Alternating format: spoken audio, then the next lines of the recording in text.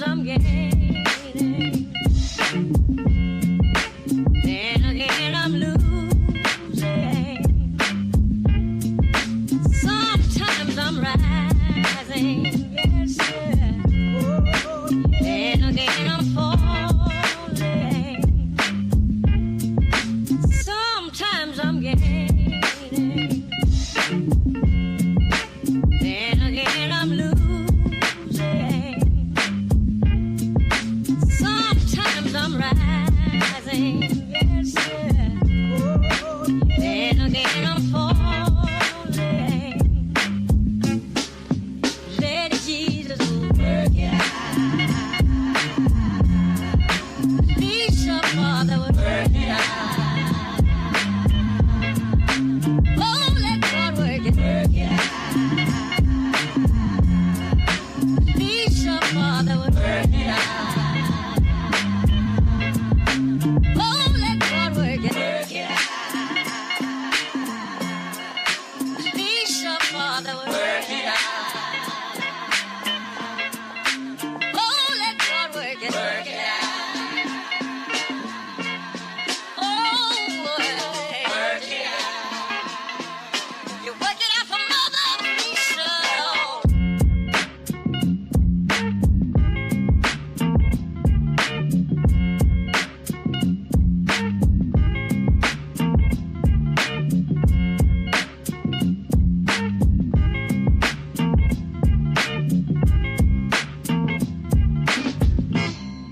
Sometimes I'm gaining, then again I'm losing. Sometimes I'm rising, yes sir.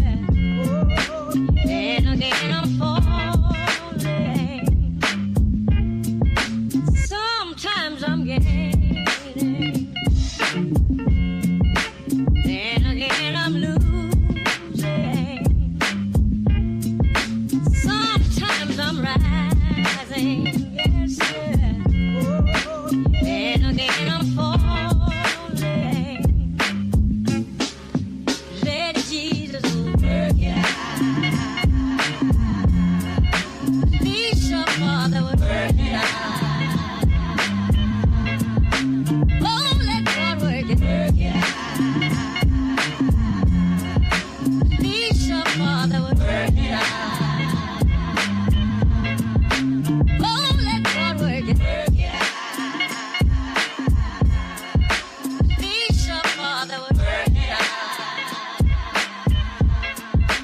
Oh, let God work it out. Oh, work it out. You work it out for Mother Teresa.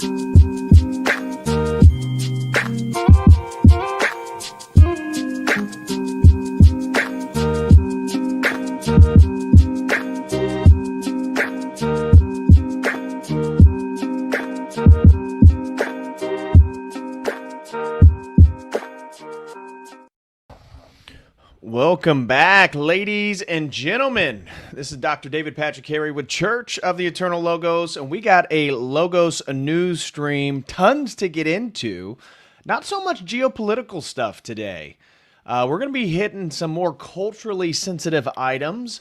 Number one, I think probably the most interesting, just because of it being a window into the current, especially racial climate in America, is the arrest of Chud the Builder. Some of you guys may be familiar with who Dalton Etherly is.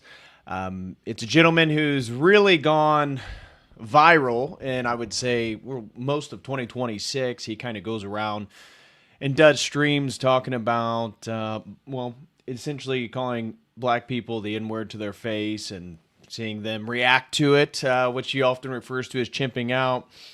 And it has to do, why does he make even content like that? It's because of the double standard that we live in.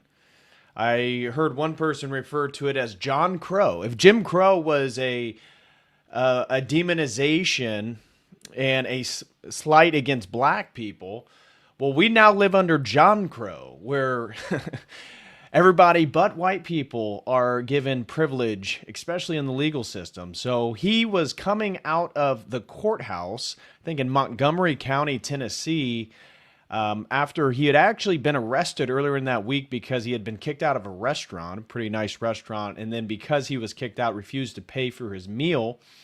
He was arrested and charged for that.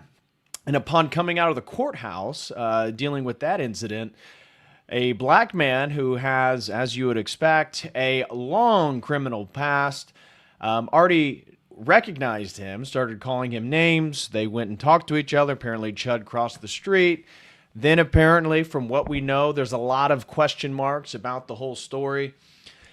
He ends up walking back across the street towards the courthouse, in which the black gentleman Joshua Fox, who not only has been arrested for trying to set an apartment complex on fire, holding a screwdriver to the throat, I believe, of a baby mama he has, threatening to kill her, but a long rap sheet. And he then came back across the street after Chud left and apparently hit him in the head, causing Dalton Etherly to pull out a gun. He's famous for having a gun and bear mace on him, shooting the gentleman in his stomach.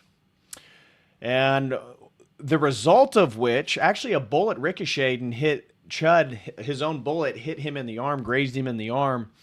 But he's now being charged with attempted murder. And he's facing potentially the rest of his life in prison if things don't go well for him. And the reason why I think this story is one of the more interesting stories is because, the general cultural climate we live in right now, we see all the killings, whether it be Arena in North Carolina, in New York City, basically every major city of blacks killing whites, and essentially getting a slap on the wrist most of the time.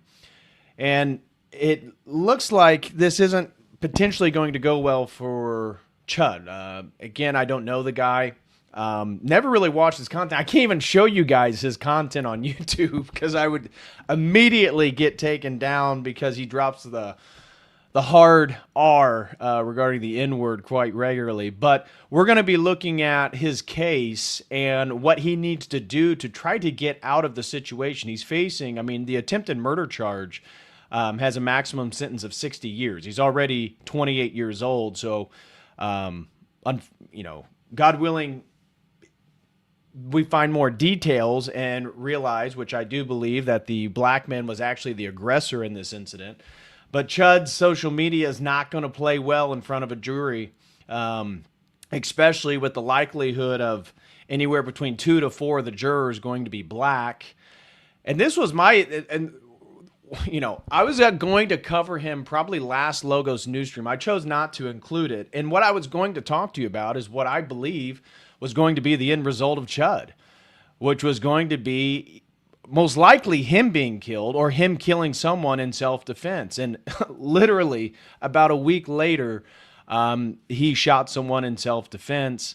But because of his social media content, because of the provocative nature in which he engages with black people in America, I think it's going to be an uphill battle for him. But we're going to watch, actually Myron Gaines had the number one defense attorney for self-defense, Andrew Branca, talking about the case and what he's going to need to do to get out of this situation. And mind you, the Joshua Fox, the black guy that actually attacked him, he posted on X that he was going to kill the guy. So there's that. But as we'll get into regarding the details of how that is going to play out in a courtroom, Chud is going to have to prove that he knew who this gentleman was and knew that he had intentions to kill him for him to be justified in a self-defense ruling. Because you need 5 things in the state of Tennessee. This is most red states. You need 5 things to be granted self-defense. You need innocence, meaning that you were not the provocator, you were innocent, someone else was the aggressor. Imminence, meaning the threat was immediate. Proportionality, meaning that the threat of the aggressor, you responded in a proportional response. So if the black guy was wanting to kill him or said he was going to kill him, which we don't know, using a weapon would be justified. Avoidance, which from what we're told, Chud walked back across the street, but if they were still arguing, they're still engaging, that would not count legally as a form of avoidance. Chud would have had to end the conversation, walk across the street, no longer engage with the man, and then that man attack him. And then number 5, reasonableness. So Chud has to prove all 5 of those to be granted in the state of Tennessee self-defense. Now, in addition to that, we're going to get into all that, and we'll be covering his case. I think the most important story we're going to be covering today is Bill Gates' bioweapon ticks. I don't know if you guys have been following what's going on, but Bill Gates, your guys' favorite arch enemy, globalist arch enemy, not only is he behind Impossible Meat, not only was he behind COVID, not only was he behind all these other synthetic forms of food, medicine, genetically altered mosquitoes was one of the things that he let out into the world. Well, now he's behind genetically modified ticks that are absolutely wreaking havoc across the United States. And the reason why I say this is the most important story I'll be covering today is because alpha-gal syndrome, which makes you allergic to animal products, isn't a joke. There's no cure. There's no known cure to it. And already there's about 400,000 Americans that have received alpha-gal syndrome, meaning they can't eat meat, they can't eat dairy, they can't eat any animal product. And so the reason why I say this is the most important is because even my wife, a gentleman that she works with, his brother, who's a hiker out west in the United States, he got alpha-gal syndrome. And so we all need to be very careful, because why would Bill Gates be behind a tick that causes alpha-gal syndrome so that you can no longer eat animal products? Oh, Impossible Meat, not real food, genetic, created in a laboratory. Okay, now it makes sense. I'm going to show you a video of them talking about how animals and eating cows is causing pollution. Remember, we've covered this before about how they want us to have lower testosterone rates and so on and so forth. Well, alpha-gal syndrome is going to do that. And it causes rashes, but it causes you to basically break out if you eat animal products. So this is literally out in the world. They want to scare you with Ebola right now in the Congo, the hantavirus we covered last Logos news stream. Well, none of that stuff is really a threat to you, but I'll tell you what is a threat to you is getting bit by one of these genetically modified ticks. And there's videos of animals, we're talking about deers, cows, snakes, absolutely being covered in ticks. Alex Jones has been covering it. They're literally dropping boxes of ticks, these genetically modified ticks, from the sky all over farms and forest areas across the United States. They've been found in all 50 states, to my understanding. So we're going to be getting into that. We'll also be touching on the latest Prot drama, the Prot Slop, coming out of a recent debate between Andrew Wilson and David Woods, the famous Protestant apologist or defender against Islam. And I'll tell you what, Protestantism is taking massive L's in the culture. Orthodoxy has all the energy behind it. We are the church. We are the thing that the gates of hell will not prevail against. But we're also unveiling the major grift of all these Protestants like Avery Godlogic, David Woods and, again, their cohort of apologists and debaters is that they just want to appeal to the largest number of people possible. And in so doing that, they refuse to make claims about the authentic church or a historical claim to the church that Christ founded. And so the grift is kind of coming up. We're going to be covering that story as well. Elon Musk loses his case against OpenAI, really due to a technicality.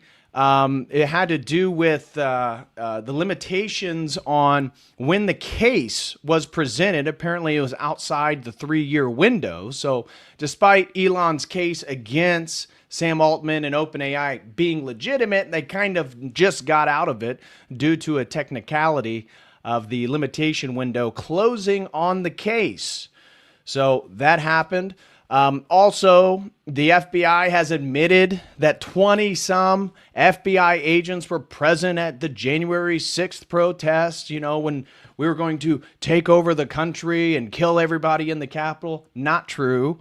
It was, as everybody already believed, it was a psyop. It was a project by the intelligence agencies.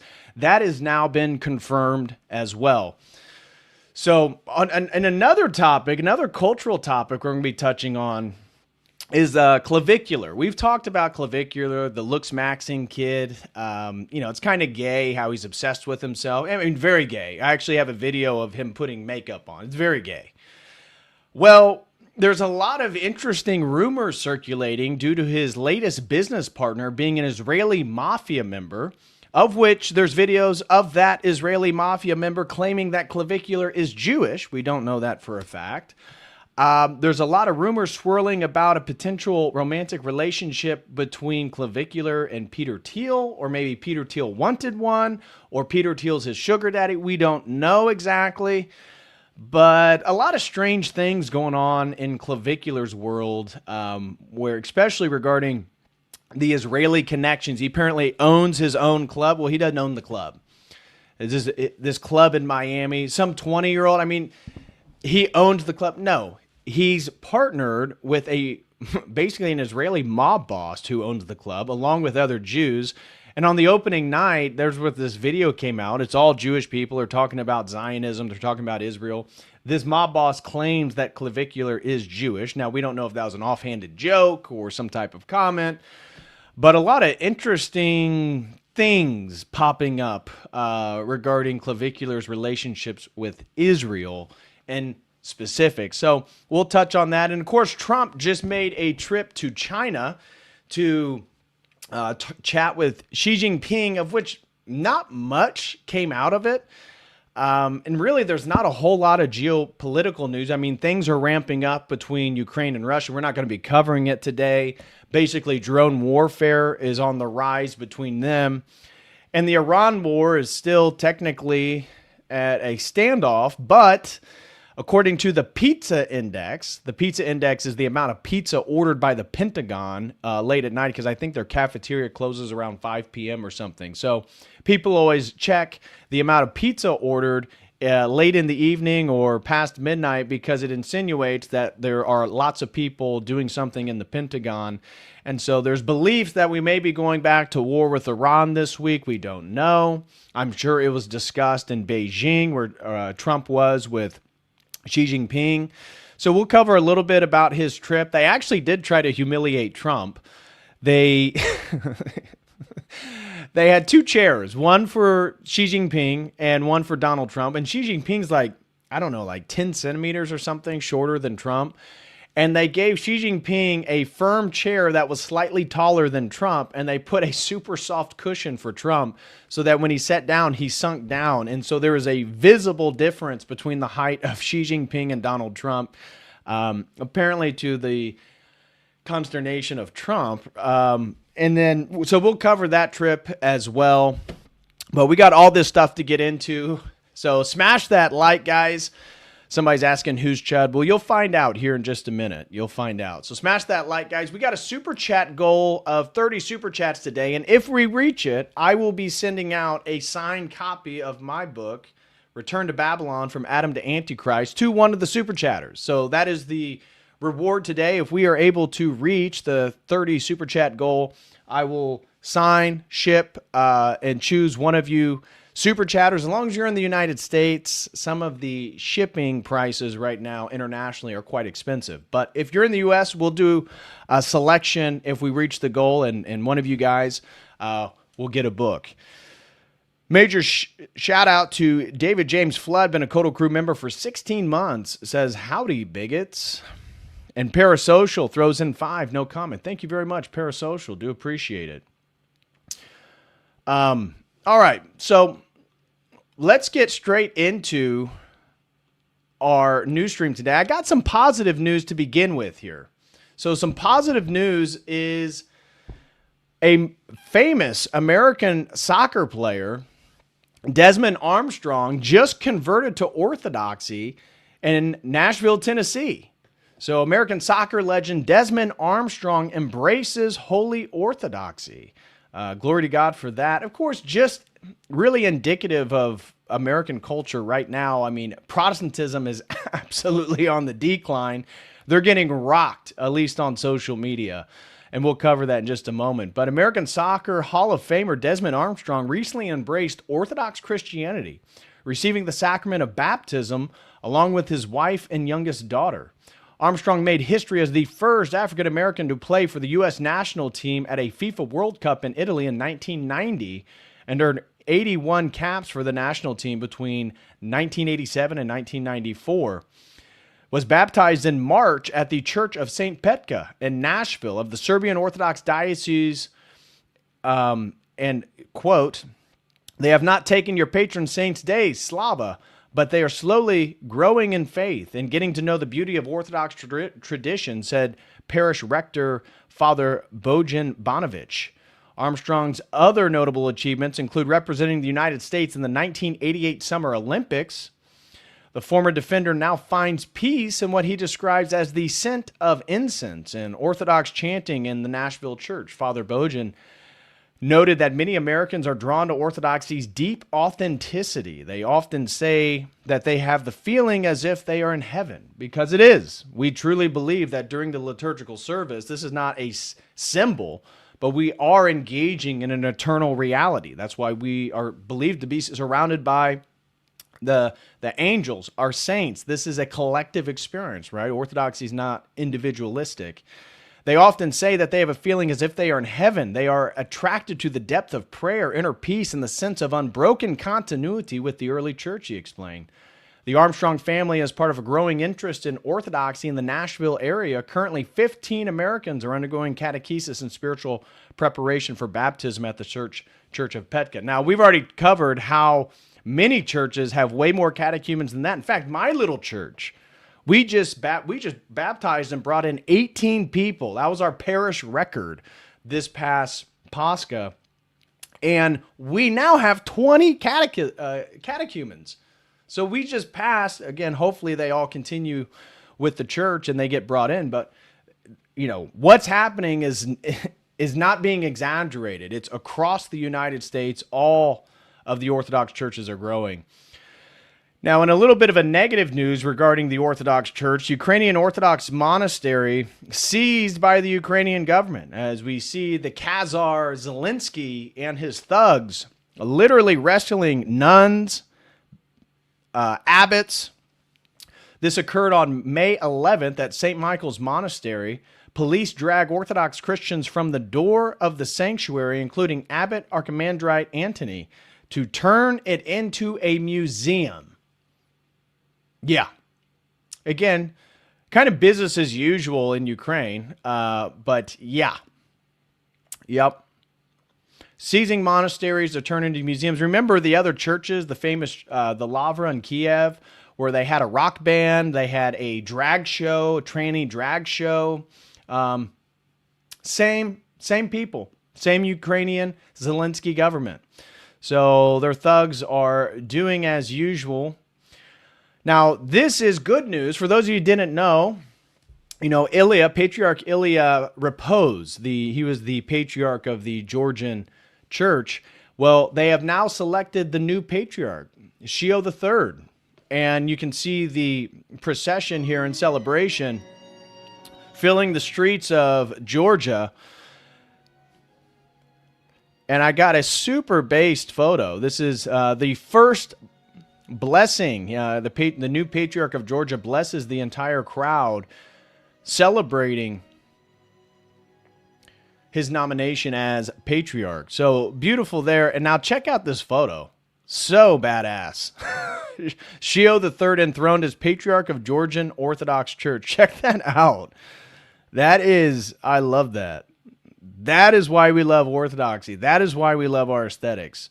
Very masculine, very based. Okay, so that's my orthodox news. Those are my uplifting things. And I got one more. So this is coming out of Russia. I thought this was interesting because we are going to be covering China today. That while the West pushes rainbow flags, drag queen story hour for kids and diversity, erasing the Masonic Enlightenment, Protestant Christianity of the West, Russia is building bridges with China through actual faith. In Moscow, the Chinese Patriarchal Medicon holds divine liturgy in Mandarin Chinese for a growing number of Chinese Orthodox believers. Now, that is also in tandem with the fact that Xi Jing Ping and Putin came to some type of agreement where Russia was able to have their own church in China. This is one of the first instances of supposedly a church not controlled by the CCP. And so there's a Russian parish there. I think it's in Beijing. So again, the idea that Chinese may be converting to Holy Orthodoxy, I think that's a fantastic development, and just wanted to share that with you guys there. But you can see the Chinese immigrants in Russia participating in liturgical service and Vespers at the Orthodox Church in Russia. So glory to God for that. Now, here's one that I did not mention in the opening that is very important. Did you guys see the breaking news today regarding no, I did mention this in the opening. The FBI agents, the informants that were present during the January 6th. This is probably the biggest news today. So I'm going to cover this video right here and we'll chat about it. Check this out. Fox News alert. The Justice Department just released the bombshell report that we've been waiting for. What actually happened on January 6th? The FBI had 26 confidential human sources there that day. 26. A confidential human source is a guy the FBI pays to spy for them. Of the 26 confidential human sources who were in D.C. on Jan 6th, 4 entered the Capitol during the riot. An additional 13 entered the restricted area around the Capitol. So more than a dozen FBI spies participated in the so-called insurrection. A bunch of them broke into the Capitol. Their own inspector general says this is what happened. But that's not what they told you when they testified under oath. Those who were there in an undercover capacity on January 6th, how many were there? Again, I'm not sure that I can give you that number as I sit here. I'm not sure there were undercover agents on scene. I thought I heard you say you didn't know whether there were FBI agents or informants or human sources in the Capitol or in the vicinity on January 6th. Did I misunderstand you? I thought that's what you said. Well, I referred very specifically to undercover agents. Yeah. And so are you acknowledging then there were undercover agents? As I sit here right now, I do not believe there were undercover agents on scene. The inspector was hiding something, so Congress asked the question a different way. Listen. Did you have confidential human sources dressed as Trump supporters inside the Capitol on January the 6th prior to the doors being open? Again, I had to be very careful. It should be a no. Can you not tell the American people no? We did not have confidential human sources dressed as Trump supporters positioned inside the Capitol. Gentleman's time has expired. You should not read anything into my decision not to share information. Director Ray, confidential human. Gentleman's time. Ray's right. The FBI didn't have undercover agents at January 6th. They had confidential human sources. So what's the difference? Well, a confidential human source doesn't get health insurance or a pension. They're just freelancing for the feds. Rats in MAGA hats. They're basically paid informants that the FBI runs out at headquarters. A lot of these FBI rats get picked up on some other charge. They get sat down and the FBI says, you're going to work for me now. And if you don't, you're looking at 20 years to life. So these guys say, yes, sir. And they cozy up to people like the Proud Boys and anyone the feds wants to watch and control from the inside. And these confidential human sources are under pressure to deliver. What does deliver mean? It means intelligence and big busts that get the FBI good headlines. According to the Inspector General report, the spies were feeding the FBI intel that said January 6th was going to get a little hairy. But FBI headquarters did nothing about it and then lied to Congress and said they did. So why did headquarters let January 6th get so out of hand? And what were all these FBI spies doing that day and the days before? Were they riling everyone up like they did in the Gretchen Whitmer kidnapping plot? In that case, the FBI informants instigated the plot. They even used an FBI credit card to buy the ammo, supplies, and hotel rooms. Did the FBI pay for Jan 6 hotel rooms? We don't know. Remember, the media and the Democrats said this whole thing was a conspiracy. Where do you think this idea comes from, that this was somehow done by the feds? I heard that one of the debaters said it was an inside job. It's an inside job on the part of Donald Trump.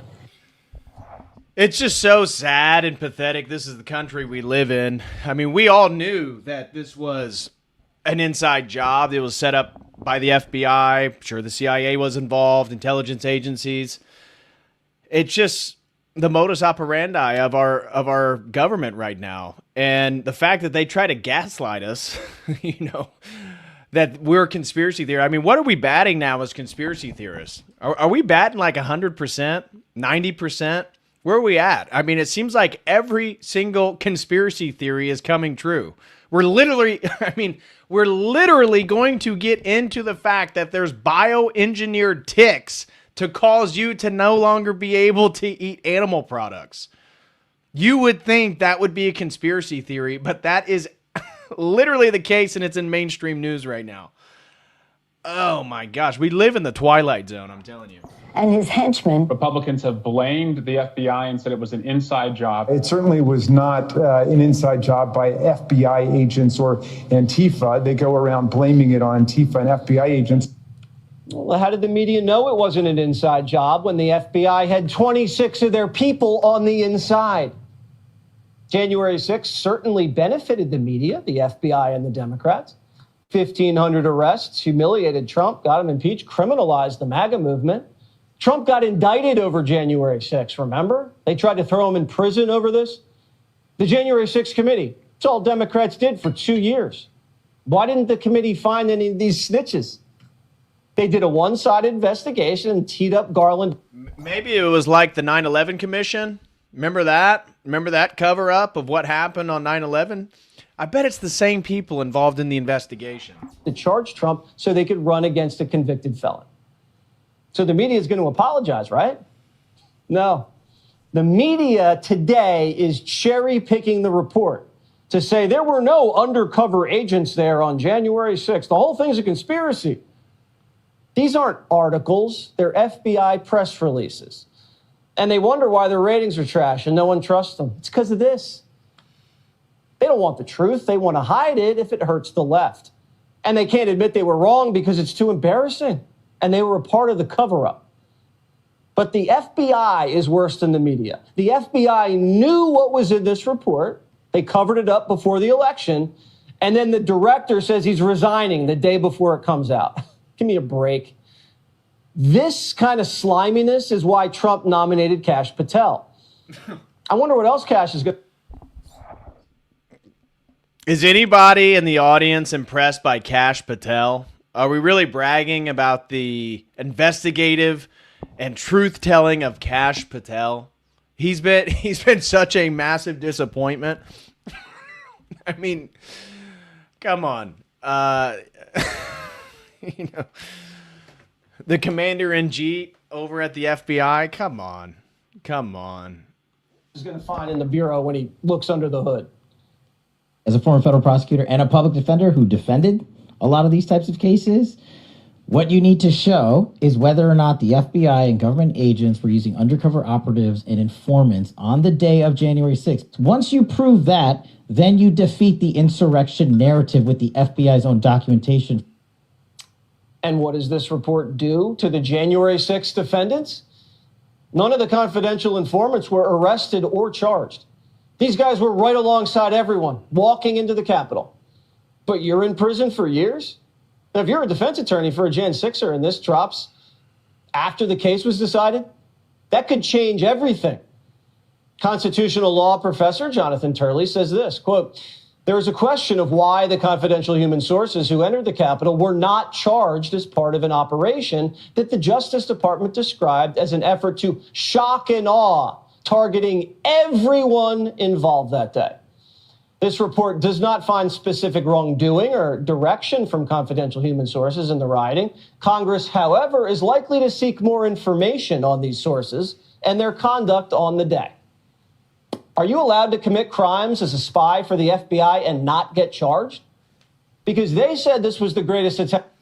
Yes, you are. And let's be honest. Do you think anybody's going to go to jail for this? Do you think anybody's going to be arrested for the cover-up of what actually happened on January 6th? Of course not. Of course not. But at least we're, again, us conspiracy theorists are proven right again. Now, this is a bit confounding here. This is today, breaking news today. You know, Luigi Mangione, the guy who killed the CEO, what was it, United Health? It was a major U.S. insurance company. He just won, at least minorly, in regards to what evidence will be admitted in the case. Luigi Mangione, the judge rules the cops conducted an illegal search and seizure, violating Luigi's Fourth Amendment rights since they didn't have a search warrant. Meanwhile, the dude shot a guy right there on the sidewalk. All items found in Luigi's backpack at the Pennsylvania McDonald's will not be allowed in trial, including the murder weapon. The judge is allowing the gun to be used at trial since cops claim they didn't find the gun until they got back to the police station. This has been the most suspicious part of the case because how did the cops miss the gun at McDonald's? The cops could have easily planted the gun in Luigi's backpack on their way to the stage. Now, this is coming from a socialist account. But here's Fox News talking about what was just ruled today. So that we're all on the same page here.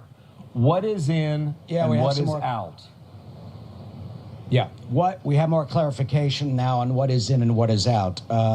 What is out, what the jury will not learn about, the bullet magazine. That's the magazine that full of bullets that Officer Christy Wasser found wrapped in wet underwear, because that was found in the backpack at McDonald's. The backpack was 9 feet away at another table placed there by a police officer. Therefore, Judge Carroll found that was not in the control of Mangione, and that was an illegal search because there was no search warrant at that time for that backpack. The cell phone that he had, his passport, his wallet, and a computer chip that Christy Wasser, police officer Wasser, found at the McDonald's. She then takes the backpack an 11-minute or so ride to the police. He's arrested. They start going through the backpack. She finds the gun. She finds a diary. That will be allowed in. The red diary will be allowed in, and the weapon will be allowed in. The judge in his ruling points out that the diary was opened, that police officers, for inventory purposes, photographed every page of the diary as they took that in. So obviously the judge has ruled that that was a legal search at the police station, which include those items. So that's why we're basically saying, I think Jonathan Turley is right. It's kind of a half victory, half win. Something's out, but most importantly, it appears now that the diary will be allowed in, and the weapon, the 9mm gun that police say was used to kill Brian Thompson. But the cartridge is not going to be allowed. I mean, the whole thing is just weird. Regarding more international news, did you guys see that King Charles has just ordered that digital IDs will be implemented into England? Now, England is already a police state. They will arrest you for your social media posts. In fact, more people were arrested for social media, I think, than rape. despite all the Muslim violence going on. Remember the rape gang stuff of about a decade ago that was going on. That was covered up by the police, by the way. Well, here is King Charles telling the parliament that my ministers will also proceed with the introduction of digital ID that will modernize how citizens interact with public services. My ministers will also proceed with the introduction of digital ID that will modernize how citizens interact with public services. Now, this article, which goes over the debate, because if you remember last year, there was major protest in London over the implementations of digital ID. And so if you go down here, his annual address to the House of Lords, according to UK Department of Science and Innovation and Technology, the plan that free digital ID will be stored securely on your phone and will help to prove your identity, including age and residency status, simplifying access to government services and a range of uses across the private sector. It is meant for employers to check as proof of eligibility to work in the country. Though law enforcement will not be able to demand to see your digital ID, the government claims. But the proposal has met significant opposition from those concerned about how it will actually work in practice. Last October, thousands of protesters marched through central London carrying signs reading "No to Digital ID." If you accept digital ID today, you've accepted social credit scores tomorrow. And once scanned, never free. More than 2.9 million people have signed a petition opposing the plan. But, of course, the home of democracy, right, it doesn't sound very democratic. Prime Minister Keir Starmer has sold his Orwellian digital ID scheme to the public on the lie that it will only be used to stop illegal working. Just like they stop all those illegal boats that come to the shores of England, right? Buried in the small print is becoming clear that it is fast becoming a digital permit required to live our everyday lives. Big Brother Watch director Silky Carlo has warned, quote, "We now know that digital ID could be the backbone of a surveillance state used for everything from tax and pensions to banking and education. The prospects of enrolling even children into their spawning biometric system is sinister." Of course it is. This is Antichrist, guys. This is the system that we're up against. This is what I write about in my book. This is the precursor to transhumanism and, again, a forced mark of the beast. That's what this is all setting into place. Unjustified, and prompts the chilling question of just what he thinks the ID will be used for in the future. In January, The Sun reported that Starmer backed down from the requirement for workers to, quote, carry a specific card on their phone, allowing that showing employers passports or e-visas would be acceptable alternatives for workplace eligibility, but also reported that the government insisted Brits would still have enforced digital right-to-work checks and would set the full details out shortly, leaving how much will be mandatory unresolved. Quote, "This was a terrible idea, which wouldn't have made any difference to tackling illegal immigration." Now remember, J.D. Vance has argued in favor of these implementations, defending Peter Thiel's Palantir, again, his mentor, because it would stop illegal immigration. We could prevent crimes. We would know any illegals' whereabouts in the country. Now, this is all just rhetoric and a precursor for our own enslavement. That's why many people are skeptical of J.D. Vance himself, who's already essentially voiced support for these ideas. Tory Shadow Justice Secretary Robert Jenrick said in January, quote, "Starmer just lurches from one appalling misjudgment to the next." There's a lot of speculation, too, about his sexuality. Him and Emmanuel Macron had a very friendly relationship, it appears. Responding to the King's speech, Big Brother Watch issued a statement that, quote, "access to public services we all pay for should never require digital ID." Exactly. That's obvious. "This would inevitably be an intrusive, multi-billion-pound system no one wants, no one voted for, and that has no real purpose. Plans so far have indicated that the digital ID would be a cradle-to-grave system ripe for mass surveillance and more government control over people's lives. committing, quote,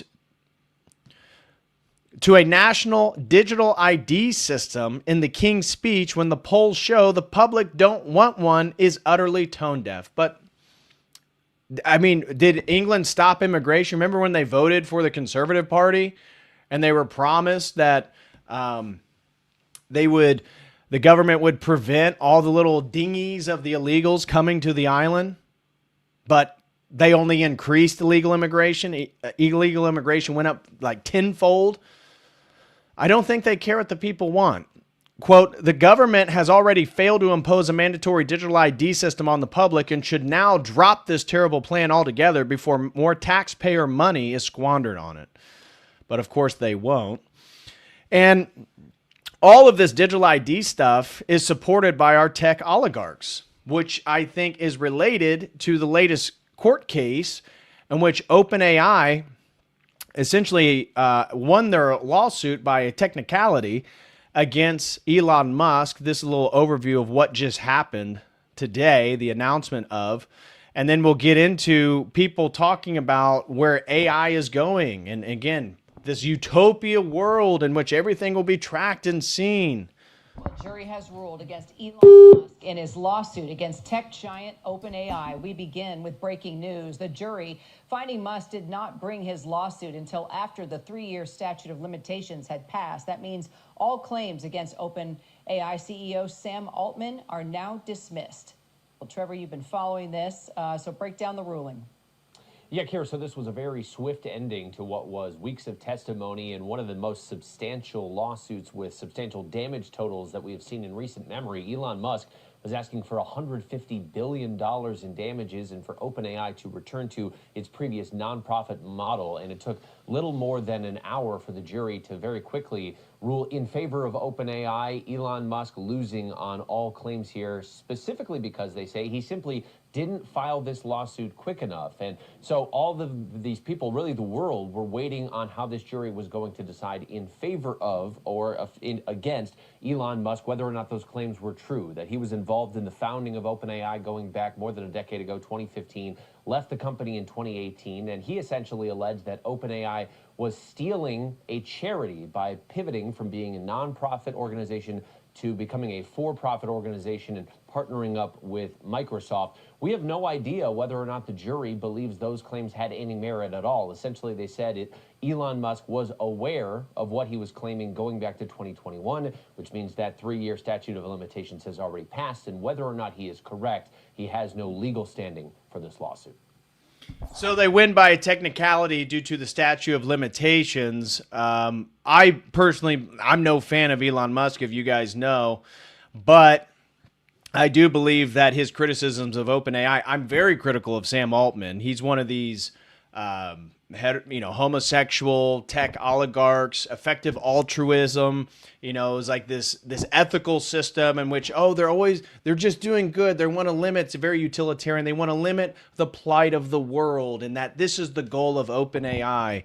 Meanwhile, go use OpenAI. Ask it about Israel. See what you get.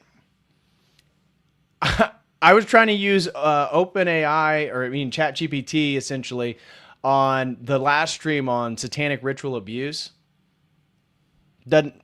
Not helpful in the slightest. So if it's an important, sensitive topic, especially if it has anything to do with Zionism, or if it is positive of white people or Christianity, ChatGPT is already programmed with a particular response. So here is Elon Musk, though, talking about how he does not trust Sam Altman, which I don't trust either one of them. I think that's the position we should all have. I don't trust Elon, and I don't trust Sam Altman. But I do believe Elon's criticisms of Sam Altman are accurate. I don't trust OpenAI. I don't trust Sam Altman, and I don't think we want to have the most powerful AI in the world controlled by someone who is not trustworthy. And sorry, I just don't. I am the reason OpenAI exists. How much money did you get? I'm not sure the exact number, but it's some number on the order of $50 million. But you don't think, as someone who knows him and has dealt with him, that he is worried about the possibility this could get out of control and hurt people? He will say those words, but no. When push comes to shove, let's say they do create some digital superintelligence, almost godlike intelligence. Well, who's in control? I don't trust OpenAI. I definitely don't want a homosexual who's totally politically correct being in control of it. That's for sure. Here is Tucker Carlson laying out his critique of AI recently. He got into a back and forth with O'Leary from Shark Tank, Kevin O'Leary, the Canadian multi-millionaire who's leading the charge of data centers. I don't know if you've heard that news. Kevin O'Leary is very adamant about building data centers so the U.S. can compete with China. However, as I'm sure you guys know, these data centers use up a lot of resources. And the people that lived in Utah where this new campus is going to be built, they voted overwhelmingly, or at least showed overwhelming support against building of the data center. But the city council, who probably was getting paid off, they voted unanimously in favor of it. So it is a difficult topic because do we want to lose technological supremacy to China or other nations in the world? I mean, not ideally, right? We don't want to be subjected to China become the technological megalith of the world, but they're not building data centers nearly to the rate that the U.S. already has. I think we already have like 4,000 data centers, and when I try to check, I think China, at least publicly, claims they have about 300. But, these data centers are basically the batteries for our own enslavement, as we've already seen in England, the digital ID being implemented. So here's Tucker talking about how people, as I've said, the atrophication of technology, how we're losing human abilities. This is him talking about how kids can't write, they can't read, they can't even read an analog clock, they can't do math, and their IQs have dropped, 3 years in a row for the first time in recorded history. So is AI making us smarter?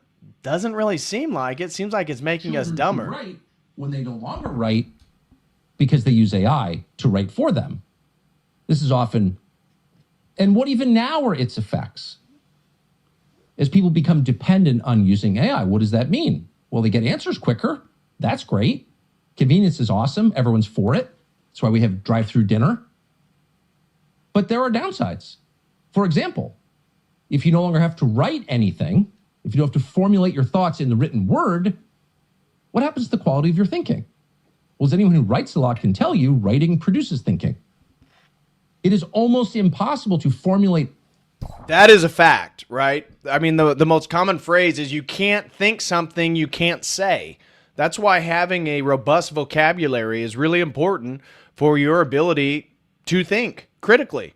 Because if you have a limited vocabulary, your worldview is limited by that perception, right? There's the famous example of the tribe in Africa that didn't have a word for the color blue. And supposedly what we're told by the ethnographers and the people who study this tribe is that they don't see the color blue because they don't have a concept for it. And it highlights the importance of language, that language truly is the filter in which our mental perception goes through to witness the world. And that the more words you have, the more things you can articulate, the more things you can see, the more things you can think. Unfortunately, young people are losing all of that. A thought without articulating it first. Articulation is thinking. We think through writing and through speaking. But if we stop having to do those things, what happens to the quality of our thinking? Well, of course, it degrades. How can you teach children to write when they no longer write because they use AI to write for them? This is often dismissed as cheating. Oh, it's cheating. We have a cheating scandal. Oh, it's more profound than that. Who cares about cheating? Who cares about grades? You're a dumb school. What you care about is the quality of the child that school produces. Can that kid think? And is AI abet thinking, or does it stifle thinking? Seems like it stifles thinking. Mm-hmm. What about AI in full flower? We've seen its effects already on the margins in education, but what if it enters into the professional world? What if it has the effect they tell us it's going to have in eliminating 50% of all high-paying American jobs, which are mostly intellectual jobs, jobs in which you use your mind, thinking jobs? reasoning jobs, creative jobs. What happens then? Well, there are, of course, massive displacements. 50% of your population, 50% of the population that can support a family on a wage, if those people are unemployed, well, you're almost certainly going to get revolution, of course, because political volatility is directly related to economic volatility, obviously. Unemployed people become desperate, very often violent. This has been known since the beginning of civilization. No one seems concerned about it. We should be. But there's, again, a deeper level on which to be concerned, which is, if the machine creates, what do you do? Well, you consume. And so the people creating it are thinking of new ways to help you consume. Well, you're not going to have a job. That's true. Well, here's the problem with creativity and AI, right? And this is more of a philosophical argument, is that AI is built on a data set, right? Whatever that data set is, it can pull from. Well, everything in a data set has already happened. And so the true question is, can something be creative that is only built upon data that has already occurred? Because it's constantly looking backwards. It's reframing. And is that true creativity? No. No. Creativity is unexpected. Creativity is novelty. And just because an AI system can make your thumbnail for you, of which sometimes I use, can make a thumbnail for you, it can put some information together for you, it can make you an AI video or a music video or whatever. That is not the same thing as true creativity, of a sort of ex nihilo of creativity, of being inspired. And this is what's uniquely human. This is why we're made in the image of God. And what AI is doing, and why it's part of a transhumanist agenda, whether you're aware of it or not, is it is atrophying your human abilities and turning you into more like a machine. You are going to be remade in the image of man's fallen technology, and you're going to lose the image of God already in you, in your biological self. And this is ultimately what they're convincing people of. But we're going to come up with some way to give you money, and then you can just live and enjoy yourself. Enjoy yourself. Only shallow people who don't have children or hard-earned life experience could say something like that. Because the point of living, of course, is not to eat. Eating is a prerequisite to living, but it's not the point. The point of living is to create. That's the point of being a human being, is to create things, whether with your hands or with your mind or with your body in producing children. But it's the act of creation in which you mimic the creator himself who created you. True. So creation is central to the human experience. It's necessary for joy. There is no joy without creation, of course. We call it purpose or mission. There are many names for it, but it's the same thing. It's the reason that you're here on Earth. And without it, you go crazy. Best case, you kill yourself. Very likely you kill others. You can't live without that. No person, particularly no man, can live without a mission. And the mission is always the same, to create. So if the machine creates, right there we've got a huge problem. This is very obvious. This is not, a higher philosophical concept. This is just life as we live it. And if you take away the thing that makes it worth living, where are we then? And yet that's exactly what they're saying this is going to do. And because they're telling us this at a time when there's so much going on, so many looming existential crises, when there's so many things that are changing so quickly, there has not been a moment to pause and say, wait a second, before we even get to the question of can we stop this, let's talk about what it is. What is this? But that hasn't happened at all. And instead, it has been cheer-led, mindlessly, perfectly in character, by the people in charge. And it's not going to stop. Here's the next video I got of Citadel Capital talking about where they think AI will be in the next 1 to 2 to 3 years. And of course, Elon Musk, who is the ultimate gaslighter. I say this every time we bring him up because somebody in the chat will bring, Elon Musk is evil. I can't believe you're promoted, because I may agree with an idea. And I always tell him, dude, I have a stream that I did like 2-3 years ago. It was whenever it was announced that he was interested in purchasing Twitter. And I did a whole deep dive on how Elon Musk is not your friend. And I showed whether it be the trans issue. This was back when he was with Grimes, and he was talking about how much communism was bad. And then literally the next day, she's holding up the Communist Manifesto. You know, he was talking about how bad AI is on Joe Rogan. And then he builds Grok, which is doing what? He gives you free speech, but it's tracking every single thing everyone posts in the world. That's the whole thing about Grok is Twitter is the data set for Grok.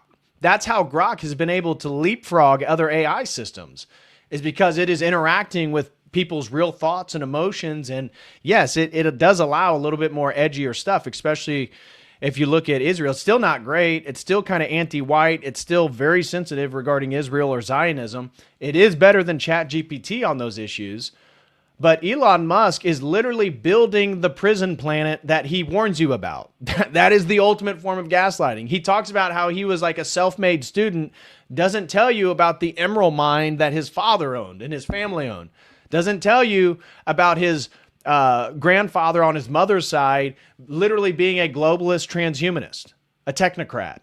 Doesn't tell you about that part.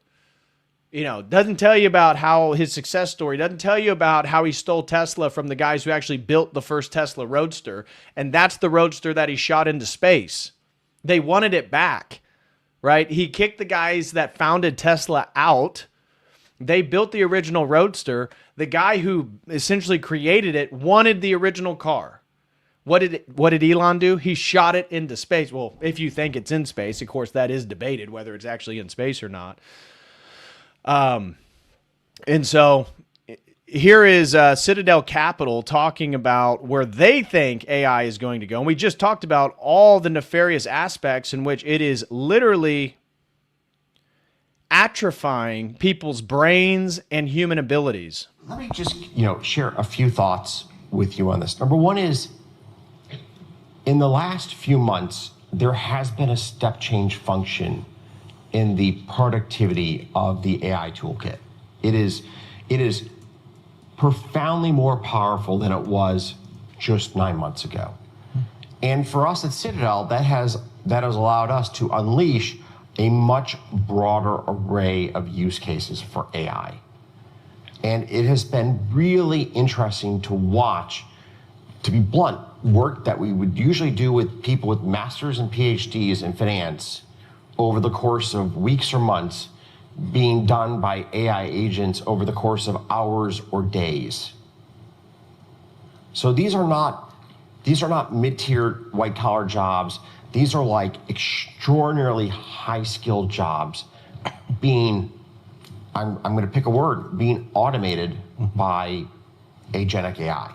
And I got to tell you, I went home one Friday actually fairly depressed by this, because you could just see how this was going to have such a dramatic impact on society.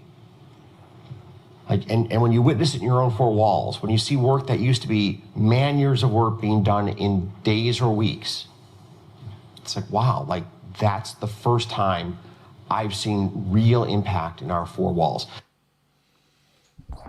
So that is the people, massive investors investing in all this stuff. Now we're going to get into all the Prot Slop drama that has recently been unfolding online, most specifically oriented towards Jay Dyer, a bunch of prots that actually won't debate him. And we're going to get into the clips of Andrew absolutely humiliating supposed Dr. David Woods, who can't even defend his own form of Protestant Christianity or whatever it is that he actually believes in. So we're going to dive into the Prot Slop drama next. Let me catch up with the chat. Was Rachel in the chat? I thought I saw Rachel pop up for a second. Let me scroll back up. Rachel said she has a stalker? Shout out to my sister Rachel. She said, I heard my stalker was in the live chat trying to ask Patrick for my location.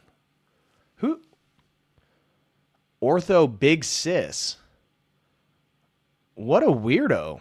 Was that crazy lady online? I saw some crazy lady talking about you, right? That was going, the video was going around. Is that who that lady is? Okay. I see. All right.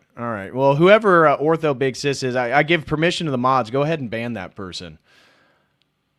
Go ahead and ban that person. We don't accept hate towards our friends. No Jay Dyer hate, no Andrew Wilson hate, no Rachel Wilson hate in my chats, okay? We are loyal to our friends. So Jay Fool throws in 5. Thank you very much. He says, forgot to type something in. Leg day sucks. Christ is risen. Truly is risen. Yes, leg day does suck. My leg day is tomorrow. I had back day today.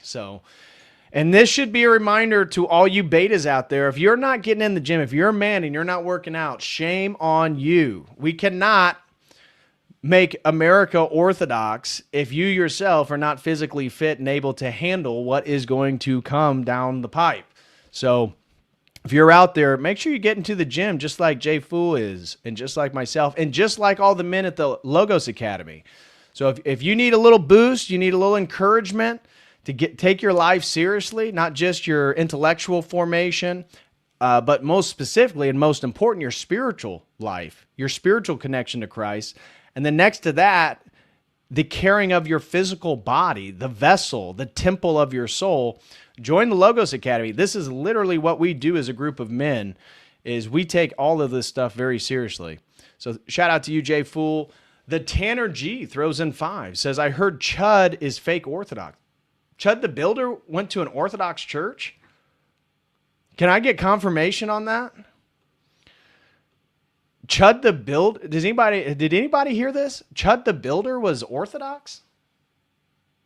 I had never heard that. He said, apparently he got kicked out of his church for his online antics and was never baptized, but claims Eastern Orthodox. I could be wrong. I had never heard that, Tanner G. If I can get some... Okay, so people in the chat are saying, yes, he did. Blue Skittle says catechumen. Putt Putt said he was kicked out. Okay. Rough Hand says, yes, he is. Yeah. It makes sense why he probably would have been kicked out. I mean, even though, here's the thing, and we're going to get to the Chud stuff in just a few. It's right after the Prot Slop. Once we get through the Prot Slop, we'll get to the Chud the Builder's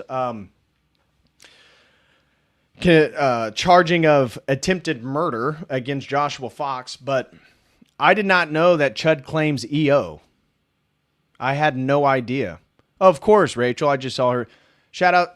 God bless you, sister. God bless you and Andrew and the girls. I hope you guys are doing well. So, yeah. No, you guys are the best, too. I always got you guys' back. I always got your guys' back.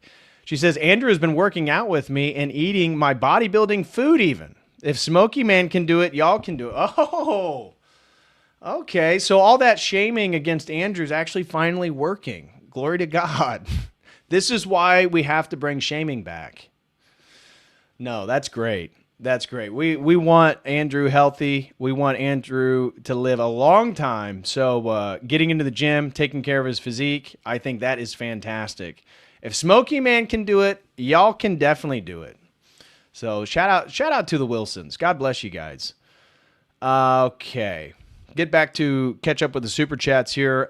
Bitter Klinger throws in 5, says, is it possible Chud claims his attacker was only weeks away from developing a nuclear weapon in his self-defense case? Well, if he was Jewish, it may work. It seems to be their go-to maneuver. Blink 4444 throws in 10. Thank you very much, my man. He says, why should I trust the JT? Oh, the Jeet? Yeah, why should I trust the Jeet who's covering up Charlie Kirk and running cover for Epstein?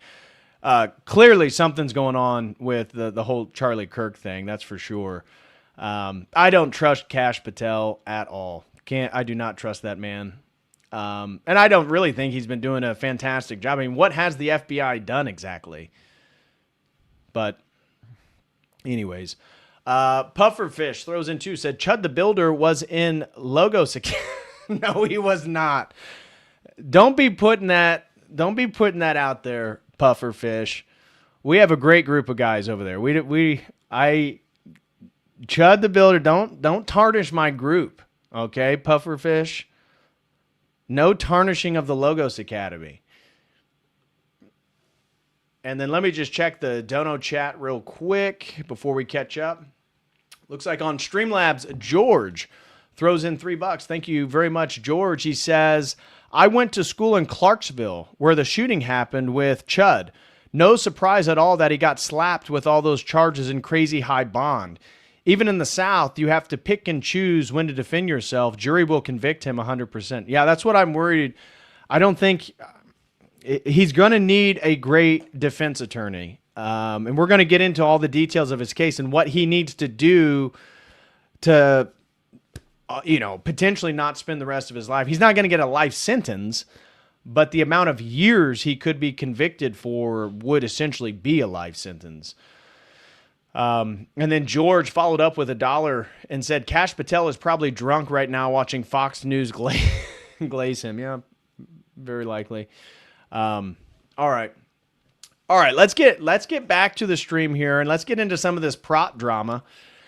Guys, help me reach my super chat goal of 30 super chats for the stream. If you have any questions or comments, feel free to send those in on Dono chat or Streamlabs. They take less of a percentage than YouTube. But if you are feeling generous, please give some Kodo Crew memberships. As I said, I got new members content here on YouTube.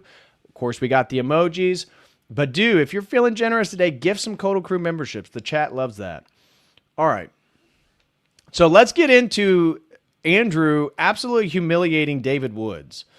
So David Woods, for those of you who aren't aware, very prominent Christian apologist, I guess, against Islam. I remember watching, I don't really follow David Woods, haven't watched his content in years, really. I can't remember when the last, I think it was like 2019 or 2020's last time I watched a David Woods video of any significant other than him getting humiliated. And so what has come about here is that a lot of Protestants are really upset with Jay Dyer because of the exclusivity claims of the Orthodox Church, which has nothing to do with Jay Dyer. That's literally the dogmas of the church. I mean, we are the church founded by Christ and the apostles. We can establish the historicity for that to be the case. And Protestants, and really it appears to be their grift, is they just want to appeal to the most amount of people possible. And so any exclusivity claim they fear would potentially lose them followers. Meanwhile, us Orthodox are emphatic about the exclusivity claims. So David Woods was bashing Jay Dyer because of a Muslim highlighting this fact about these Protestant apologists, their grift about this very generalistic, large umbrella of Christianity where they really just tell people, oh, just go to whatever church you claim. Now, this is really important because we have massive heresies. I mean, anybody who's studied church history knows that the church has always been defending itself against heretical ideas, whether it be Gnosticism or Arianism or Nestorian, it doesn't matter. And the list goes on and on and on. Yet these people are reluctant to call out the most basic and obvious contradictions. And so Jay Dyer posted bingo. That's all he said, bingo, under a post of a Muslim highlighting this grift. Well, this caused David Woods and these other people to just spurg out because, oh my gosh, an Orthodox is teaming up with jihadis. What? And these, again, you would think a PhD, supposedly that David Woods has, would be able to understand the genetic fallacy, right? And be able to understand that you agreeing with someone's idea does not mean you agree with their entire worldview. That is stupid. That is the lowest IQ response you could, but this is a way to bash the Orthodox. Why are they bashing the Orthodox? Because we have all the energy. We have all the energy.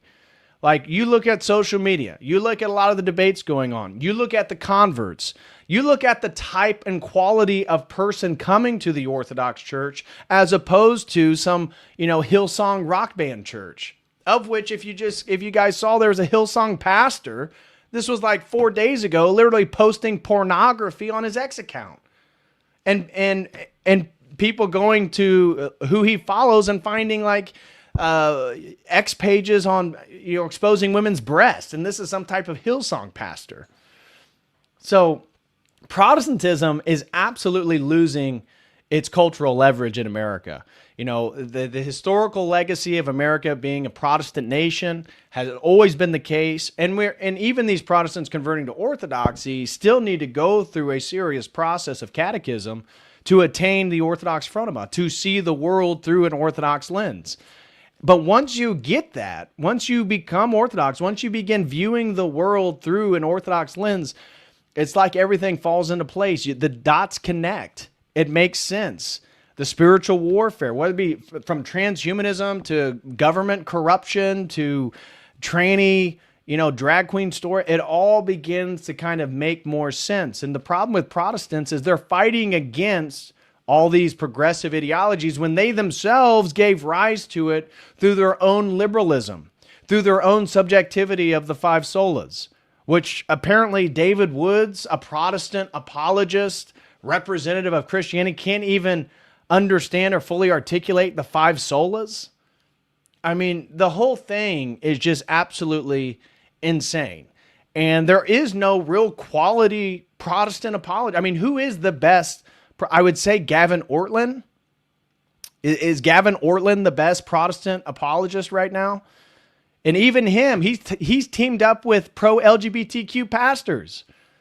And I'm going to show you a video once we get through all this Prot slop. I'm going to show you another one of a female pastor in a Protestant church telling the parishioners that Christ is not the only way to God.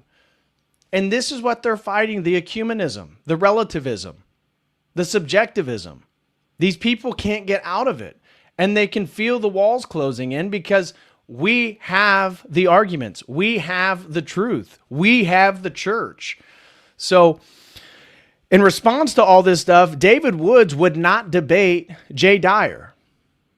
And instead, he debated Andrew Wilson on a totally fallacious prompt, about which Andrew exquisitely created an argument even within that ridiculous prompt that undermined David. But he wouldn't debate Jay Dyer, but he debates Andrew Wilson about Jay Dyer.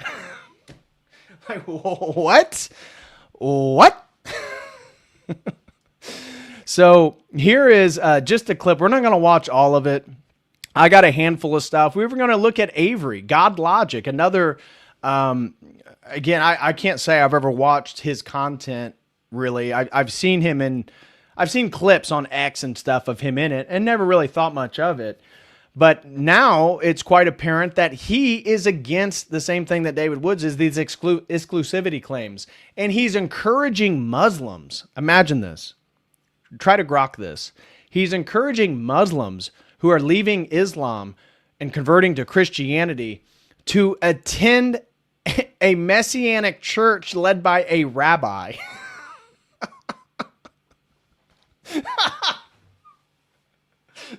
What?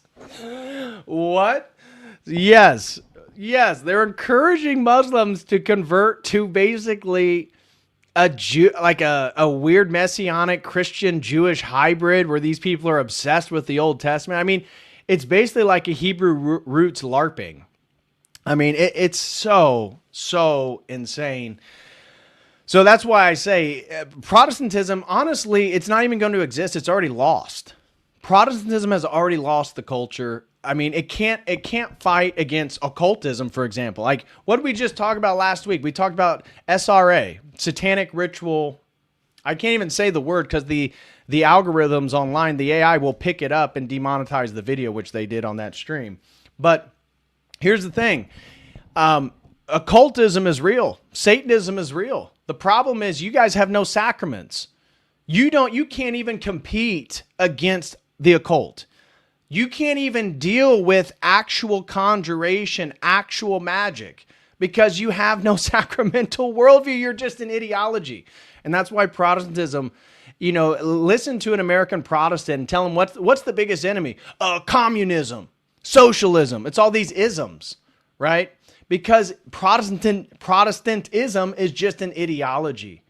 It's not a tradition. It has no historicity truly to it. So here are some clips. We're going to get a good chuckle from Andrew's back and forth with David Woods on his incredibly weak, pathetic form of Christianity where he just refuses to make any definitive claim because it may step on someone's toes and he may not get a super chat from it. That's awful. That's awful. Let's find That's out. terrible. Let's put it to the test. A bunch of Mormons come out against Islam. Okay, that's what they do. They come out, they're against Islam. They say it's completely false. It's untrue. Would you take Mormons to task on their beliefs, even though they're attacking Islam? If they're attacking Islam and they're correct, I would agree with their attacks. I would agree with an atheist if he was Would you take Islam. That's not my question. My question is, would you take Mormons to task, even though they're attacking Islamists, on their beliefs, even though it is the case that they're attacking Islamists? I would leave that to someone who studies Mormonism. This is what I mean. I can't get my... Wait, so let me get this right. So Mormonism rejects the full divinity of Christ, claims that God the Father was a creature who ascended to divinity, and David Woods can't call out a Mormon because he's not an expert on Mormonism? What?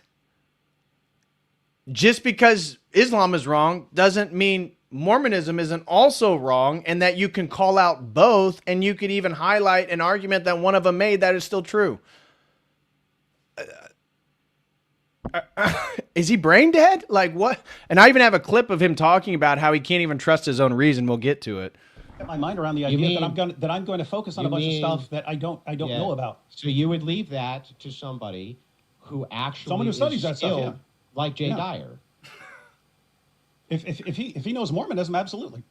Yeah, great, got it. So you're saying, here, if Jay Dyer goes and attacks these Mormons and says your fucking beliefs are just as false as their beliefs, he's not in error, correct? No, Mormon. I mean, I'm trying to figure out the math of what is worse. I think Islam is worse than Mormonism, but if you're talking about I understand. Okay, but they both are false beliefs. Doing the math, this isn't arithmetic. This isn't high level calculus, right? What? You can't do the math. I would have zero problem. I would have zero problem with Jay. That needs to be done. That's an important branch. What if he said what if he said the reason you fucking Mormons are going after these Muslims instead of arguing your own belief structure, right, is because specifically it brings you in a lot of fucking money and you can't actually defend your own beliefs. You can only attack these beliefs. Is Jay now justified in making that claim about them? I don't know. What if it's Mormons who say no? The guys who defend Mormonism are against the objections of Eastern Orthodox, or those guys over there. Go debate with them. I think of Christians as a body, and I, in particular, if I study, hang on. I want an actual answer because I didn't get one. Would Jay, if he went to Mormons and said you're all a bunch of fucking grifters with a false belief structure, all of your belief structures are completely fucking false, you stupid ass Mormons, all of you. Okay, so I'm going after your beliefs and their beliefs, and the only reason I think that you're attacking Muslims is because you will not defend your own ideology against somebody who's competent. Does that sound like a reasonable induction to you? No. No, of course not. No, of course not. No, What's unreasonable about it? You can have. Unbelievable. Now I got more where this stuff comes from. Here is Andrew joining another panel. And here's almost 6 minutes of Andrew Wilson. Again, they say grifting for the content dollar. No. Master, again, you go down here, Theophan the Recluse fan, master level class exchange with David Wood. Andrew Wilson, David, do you believe in the 5 solas? David Wood, squirming, no answer, never studied it. You're what? You have a PhD? You're a Christian? You've never studied the 5 solas? You're a Protestant, bro. Andrew Wilson, do you believe in OSAS? David Wood, squirming, no answer, never studied it. Andrew Wilson, is baptism necessary? Obvious yes, right? These are Protestants. That's scriptural, right? They don't even need all the tradition. They don't even need, but that's scriptural. You got to have baptism, right? Oh, thief on the cross, so no. Andrew Wilson, penal substitution atonement. David Woods, squirming, lean in that direction. You can't even make it. Again, he doesn't want to step on anyone's toes. Andrew Wilson, was Christ incarnate and have a virgin birth? David, yes. Are sacraments necessary for spiritual health? David Wood, baptism and communion. Andrew Wilson, what is communion? Do in remembrance. What? No. When I read scripture and I'm going over the Last Supper and Christ talking about how this is my body and this is my blood, I don't see that as some symbolic remembrance. No, it's a real sacrament. Oh, no clue. That's why I'm asking him. So who instructed you to ask these questions? Jay Dyer? Nobody. Me. Wait, what? You're asking about positions that you know nothing about? Yeah. Why? Because I want to know what David's positions are. But you don't even know what the position is. So why would you be asking about well, something wouldn't you a have no person? knowledge of? I don't understand. So you don't why understand can't this? Yeah. Why can't I ask these questions? So you don't know what questions you're asking, and you're telling us you didn't get them from Dyer. So who'd you get them from? Me. So you woke up and said, does David Wood believe in once saved, always saved? And then you showed up here to ask the question? No. What happened is I was trying to do a review on what some of David Wood's actual positions on his theology are. I was just curious. He just keeps. And I actually couldn't find any, so I thought I would just come ask him. So, but you're asking him questions about theology that you have no clue what these things mean. You have no idea. Of course, Andrews knows what these things mean. He's just trying to get him to define his freaking position, which he won't do. It kind of goes on that way. It's kind of annoying and frustrating to hear these people talk because not only are they low IQ, not only are they ignorant and ill-informed, but they're kind of slithery. They're snaky. They're slippery little serpents. And it's, again, the whole thing's about being exposed. If you're a young man and you're trying to figure out, and you're sincere and trying to figure out which church should I belong to, does anybody think that these Protestants are appealing? Absolutely not. Absolutely not. And then here's God Logic, Avery, talking about how, again, he's opposed to any church with exclusivity claims. Again, a common trope amongst these Protestants. There's so much, I'm not talking about like Mormons and stuff, but like Orthodox and Catholic, there's like a, huge debate going on. Which one's the true way? Yeah. Is there anything you could weigh in on that? I wouldn't say that either Orthodox or Catholic would be necessarily the true denomination or it's the only true thing. I wouldn't say that. That would mean that true Christ believers who affirm Christ is some may truth. claim it like that. Yeah. So I don't believe in that. But if true Christ, he doesn't want to affirm the historically accurate and the historical continuity of the Orthodox tradition because it might offend some true believers. Again, this is this whole invisible church theory. Where's the church? It's the people that have a really strong tingle in their heart, and when they made their altar call, they saw the orbs come down from heaven, and they're the true believers. They're part of the body of Christ. Okay, can you point me to the church? No, it's not a real church. Anybody who claims that they're the real church, that's the problem, because they're offending the people that have the ooey gooey love for Christ, and they're the true believers.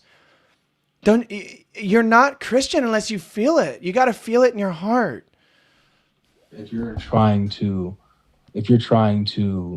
you know, follow God and grow in God and grow in community, you find a church that is biblically based, is teaching through the scripture. Biblically based, like the church that put the Bible together. Like the church that established all the dogmas that you guys, you know, accept, like fully God, fully man. Some of the overlap that we do have as Christians. You mean that church? The church that is actually historical and did all the stuff. You mean the church that actually preserved the faith? The church that actually built out the theology that you guys then bastardize after 1517. Am I getting that right? Is that what you mean? They have community, godly community, discipleship, and pray that God, you know, guides you in this area. You might be in a Catholic church, you might be in a Baptist church, you might be in an Orthodox church. You know, one place you won't be is in a Kingdom Hall with Jehovah's Witnesses. Well, there are some significant differences just between Orthodox and Catholic. That's why we've been in, you know, we view the Catholics as schismatic since 1054. Like, we actually take this shit seriously. No, just whatever feel in your heart. If you want to go to a Catholic church, you know, you can go to the Novus Ordo, you can go to Trad Latin Mass, you can go SSPX, you can go to the Baptist church, you can go to the Pentecostal church, you know, just don't go to the Jehovah's Witnesses. You know, you don't want to be there, but you can go to any church and just be a true believer. No, because they have exclusive claims. Like, you can't be a Southern Baptist and think that that theological system is somehow congruent with orthodoxy. What is... No, there's massive distinctions and delineations that need to be made here.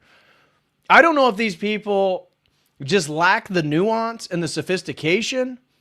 I mean, again, from the little bit that I watched of David Woods and even the couple clips I've seen of God Logic, I thought these people were fairly intelligent, but it almost makes you think that this whole apologetic against Islam is just a bunch of memorized stuff. It's like they just studied Sam Shamoun, got his arguments, and they've just memorized them.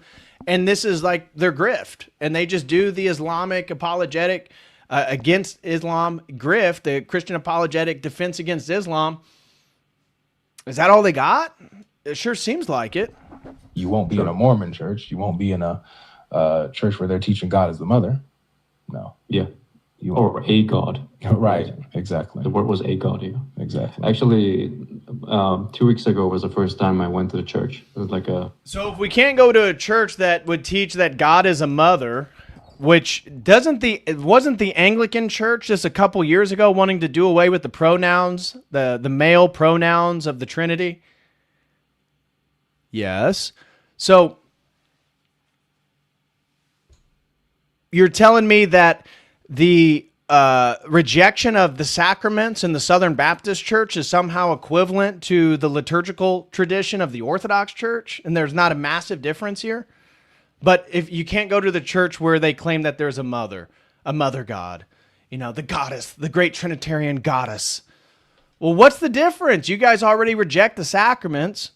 You guys already reject the theology. You guys already reject the dogmas of the councils that kept the faith together for 1,000 years. Like, that's why these discussions need to happen. Because Protestantism is a losing faith. It's going to lose. As I always say over and over, name me a formerly Protestant nation that is still majority Christian. England? No. Sweden? Norway? No. Denmark? Germany? No. Canada? No. America? Kind of, but not really. Cathedral in the center of the city. Mm-hmm. And I went to the morning prayer because I worked night shift. So the first time I entered that church and the mass was already beginning, I got legit tears in my eyes. Just no reason at all. Praise God. Yeah, let God lead you, man. Just get into the scripture, build up in the scripture, and let God lead you to the place where He wants to place you, and where you can grow. And He'll guide you right, man. That's what I'm doing. Well, I don't disagree with the idea that God will guide you, but if you're sincere, he's going to guide you to the Orthodox Church. If you're not going to get caught up on your preferences, right? Oh, I don't know. Orthodoxy is so patriarchal. I don't want to kiss the hand of the priest. I don't like all the formality. If you get over your damn preferences, God's going to lead you to the Holy Orthodox Church because it's the truth. It is the truth. And this is what makes this period in history so fascinating, is literally, I would say in the last decade, because that's, I converted in 2019. So I've been Orthodox for 7 years. I'm a convert just like most of you guys and everybody else. Difference is the last decade is really the first time in history that the Orthodox faith could be exposed to the world, that the average person could be exposed to orthodoxy. Historically, it was always relegated to the regions that the Byzantine faith had already spread to. And then due to Ottoman expansion, communism, even the Catholic empires, orthodoxy has always been at odds with a more powerful figure. And then especially once the Bolshevik Revolution happened in 1917, then you had the largest Orthodox country in the world be subjected to the Soviet Union, to Stalinism, to Leninism. So, we're winning. We are winning the culture war. It's fantastic. And then here is shout out to Cleve. Shout out to Ben. Cleve to Antiquity was sharing this. This is the synagogue that God Logic is sending ex-Muslim converts to. And I'll show you the video right here first. So here is God Logic telling a Muslim to meet up with a rabbi. It's hard to even say without laughing. To go to a Messianic church. Yeah, I will definitely do that. I can get you connected with. So I got Radar Apologetics, who's actually he's a Messianic rabbi. Here he says that you can connect with him. He has a synagogue and. Okay, that sounds amazing. And so he just. What is worse, going to a synagogue in the name of Christianity, or believing that God has a mother? I mean, they're on equal footing. I don't care if you're Hebrew roots. I don't care if you're Messianic Christian, Messianic Jew. I don't care if you're Jehovah's Witness. It's all the same category. What are you talking about? You just bashed Mormons and Jehovah's Witnesses. And now you're telling someone to go to a synagogue? Disciples. Awesome. So Radar Apologetics, he says, this is the rabbi I'm talking about. He says, we disciple online through Zoom Bible study. Yeah. Oh, definitely. So the True Church is actually a Zoom account. I had no idea. Oh, I didn't even go up to the top here. So here's the rabbi in question that God Logic is sending ex-Muslims to. That indeed, these are the Torahs that were given to our fathers. Indeed, in one Torah, but these are testimonies and witnesses of what God gave from Mount Sinai. That indeed he gave. No, it's not. No, it's not. Here's another video of him on stage. Yeshua said he's the way, the truth, and the life. There are people who say that church is the way. I say it's a heresy. Yeshua. It's a heresy. It's a heresy to say the church is the way. It's a heresy, guys. Again, Cleve says, Rabbi Eddie, Radar Apologetics, says any church who claims to be the one true church is heresy, then immediately condemns those same churches for criticizing him instead of attacking heresies like Islam. Why? Because these people are living in the shadows, right? They only are able to thrive with a common enemy known as Islam, which, you know me, no fan of Islam at all. No fan of Islam. But you guys, this Messianic synagogue, you're not on my team either. You guys are leading people away from the true Christ, from the true church. So that's what I mean, is that's why this conversation has to happen. Yes, like David Wood said, is Islam worse than Mormonism? Yes. Yes. Does that make Mormonism good or okay? No, it still needs to be attacked. It needs to be defeated. It needs to be undermined. theologically. Who is the way, the truth, and the life? And he's found in many different churches and many different communities. This is a ministry of healing. This is doing real stuff, not getting super chats and clicks on YouTube. Doofus. Sorry, that was the flesh. Instead of cooking Muslims and cooking Jehovah's Witnesses and cooking all these other heretics like Mormons, we're fighting each other. Yes, because you're in the same category as them. Making videos about each other, complaining about each other, and trying to convert each other to our flavor of Christianity. No, we are Christianity. You guys are heretics. You guys are schismatics. Brothers and sisters, this is not right. We have real falsehoods in our midst. Real things that are attacking the body of Messiah that's going to cost. These doctrines of demons that are trying to pull your children away by the tickling of ears of things that sound fancy and special. Demons are pulling your children away from the historical church? What? Yeshua said he's the way, the truth, and the life. These people, it's absolutely moronic. It's absolutely moronic. Here is, shout out to Max Pacheco, a young gentleman, friend. I will call him a friend. Him and his brother, great guys. I've been able to spend time with them. Max is a great guy. Max, and shout out to your brother. He said, after Paleo Christian went on Acts, David Wood's stream, David literally admitted he can't even trust his own reasoning.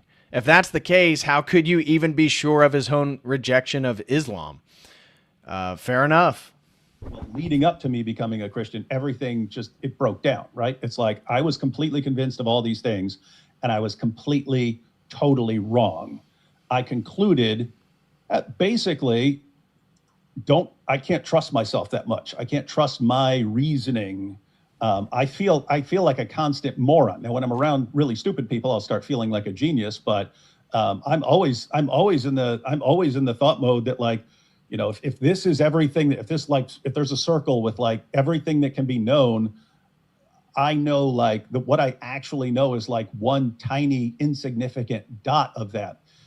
Well, leading up to me. Well, and to some degree, again, it's almost like the Socratic understanding that the more you know, the more you realize you don't know. Fair enough. But that is separate from trusting your own rationality and your own reason. I trust my reason. I've come to my own conclusions.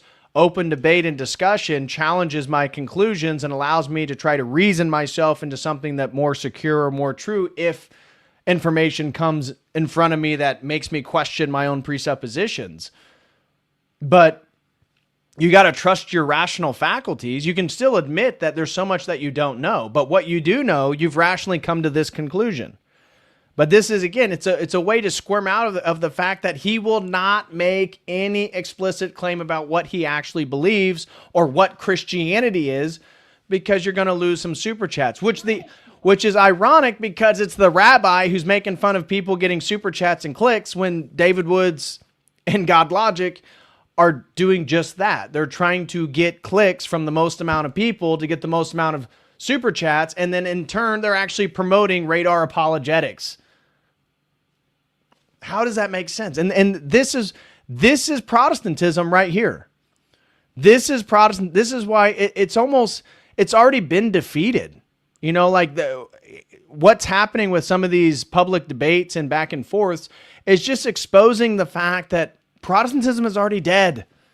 It's dying. There's no, reforming Protestantism to be the apostolic faith. It's over. You guys lost. You chose. Protestantism is wrong.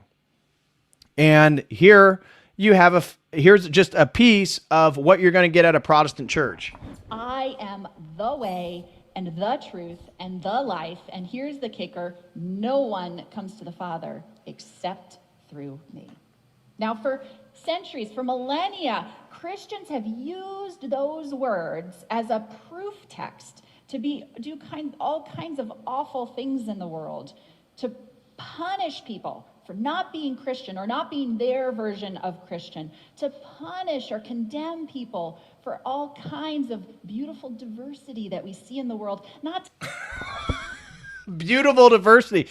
All those church fathers, all those Christian warrior saints that gave their lives, all those martyrs that were killed by Muslims and Catholics and pagans, Mongols, all those Christians that were like really stood on their faith and like upheld, they're the problem. They destroyed the beautiful diversity of Christianity. No, this is the problem with women. Again, Paul's very explicit. No woman should be behind a pulpit. You do not have the authority to be educating men inside the church, because this is what you get. Instead of pursuing what is true, like our church fathers, like our saints, like the theologians of the church, you get something that is just this amorphous, feely good thing that, oh my gosh, it's really not about, it's not about the truth. It's like we all just need to be friends, and diversity is our strength. Not to bless the world, but to condemn it. All kinds of awful things have come from those little words. Now, here's the thing. Before we even dive in, we have to get one thing straight. Jesus did not come into this world to preach and to teach a my way or the highway kind of religion. Yeah, that's explicitly what he did. He literally says he is the only way. We believe he is God incarnate. What are you talking about? That is literally what he did. That's why he whipped the money changers in the temple. That's why he fulfilled the law. He fulfilled the Mosaic covenant. We now live under the second covenant of Christ. What are you talking about, lady? Absolutely not. And in every other one of the Gospels, people come to Jesus and they ask him point blank, "Teacher, what must I do to inherit eternal life?" And in the Gospel of Mark, Jesus' answer is this: follow the 10 commandments, love God, be an ethical person. Oh, follow the 10 commandments? So that means you have to worship the true God, right? So that would mean if we follow the 10 commandments, that would mean idolatry would be worshiping the Islamic God, this beautiful diversity that she's so supportive of. I thought the 10 commandments condemned that.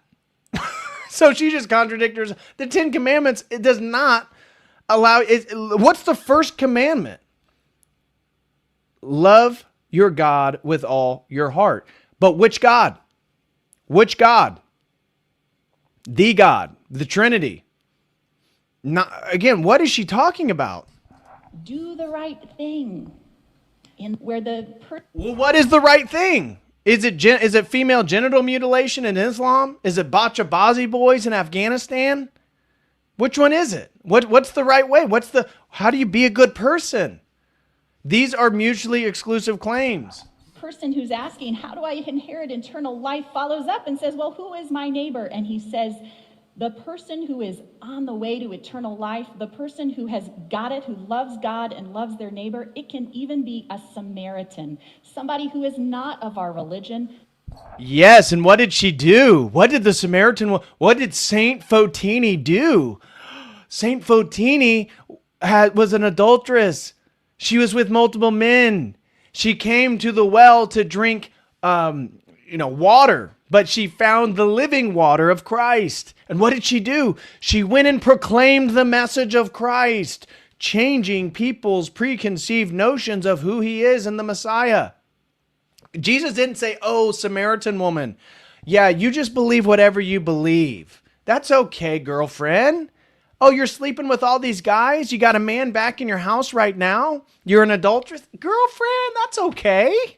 It's beautiful diversity. That is not what Jesus said. He told her to sin no more. He told her to change her ways. He told her to go proclaim who he was.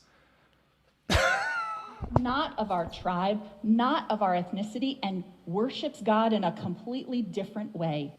The Samaritans are still Semitic. It's the same ethnicity. That person can inherit eternal life.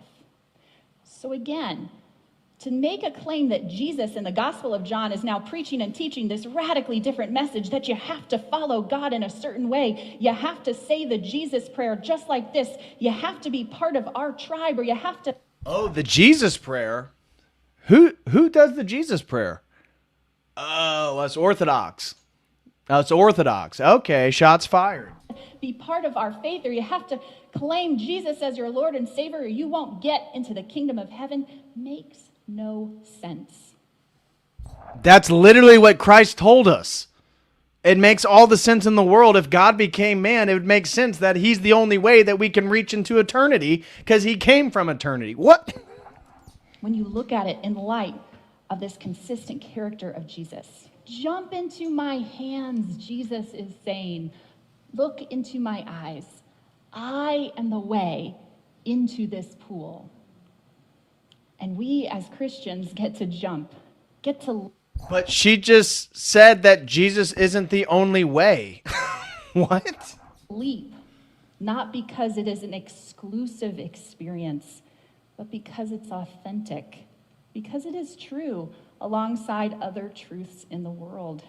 Oh, so it's again just back to, does your heart melt when you hear this poem of Jesus? Because then you get to have an authentic experience. Now, you guys remember when we did the stream on the Puritans and how they had the notion that Jews had to go to the Holy Land for Christ to come. And I've talked to you guys about Jonathan Edwards and his father and how he was upset because his dad was allowing people in New England to participate in their symbolic sacraments without being fully part of the church, because at that point, to be fully part of the church, you had to have this charismatic, ecstatic conversion experience. And if you didn't have that, then you weren't fully a member of the church. Now, you could attend services, you could be part of the community, but you're not a full member because you hadn't had your conversion experience. And I talked about in that stream how the Second Great Awakening and all the tent revivals, this is what set the stage for modern American evangelical Christianity. The idea that it's a charismatic feeling, that you become justified in your assuredness of your faith and your salvation. And that's exactly, but this is just a worse feminized version of that. At least those people would have defended their Puritanism against Islam, against other world religions, against other forms of Christianity. Again, they're still wrong. They're still heretics. They were still, deceived by the Protestant Revolution, or the Protestant Reformation. I'm sorry, but still, this is just symptomatic of like American Christianity that's been ultimately feminized. And so this is my heart and my hope for you, that when you encounter this scripture, and maybe you'll encounter some Christians who think very differently about it, you'll be able to explain to them and help them understand that anytime you're talking about the Gospel of John, and especially anytime you're talking about a conversation with Thomas, Jesus is not to be taken literally, but metaphysically. Oh, yes. Here's the irony. We, with our exclusivity claims, are we not contributing to the beautiful diversity of Christianity? In her own logic, she wants to convert us to her monistic relativism, right? Where you can have all types of doctrines and beliefs.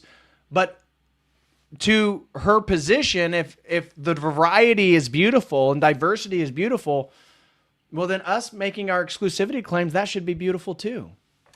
Now, I just want to bring this up, that going Catholic isn't even any better. I'm not even going to play this video, but this is Dr. Taylor Marshall lamenting the fact that, the most famous, arguably the most famous Catholic right now in America, Bishop Barron, is platforming a Jewish homosexual that literally purchases children and killed how many in the process of their in vitro fertilization? They mentioned it was like 8 or 12 embryos that they decided to discard.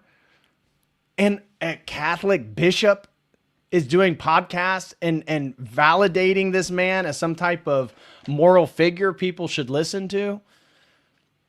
The Catholic Church is no better, that's for sure. Okay.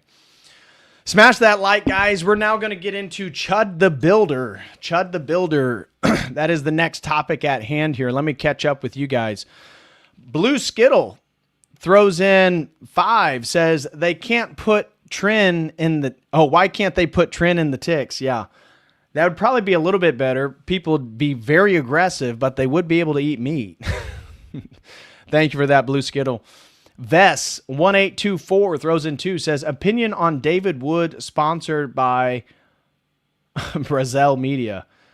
I don't even know who Brazil Media is. So I'm not the guy, Vess. I apologize. Blink 4444 throws in $2, says don't forget the Mexican rabbi. Is that guy Mexican? I did not realize that. The guy with the yarmulke at the Messianic synagogue is Mexican? Is he Scheinbaum's son? You know, the Jewish president of Mexico. Is he Scheinbaum's son? Seraphim Goose throws in 5, says YouTube is ultra gay, but let's attempt this again. Trying to direct you to Paisios's post from May 7th about Chud at the parish in question. Well, send it to me, dude. I can't stop my stream and search for a tweet on May 7th. I don't even know what Paisios you're referring to. How many people on X go by Paisio? If you DM me on X, I can pull it up, but I'm not going to search for it. Justin Henley throws in 5, says not much of a threat, but if you say ooey gooey love for Christ again, I will unsubscribe. Yes, I'm that sensitive, and the power's gone to my head. Shout out to Justin Henley. Fair enough, I promise.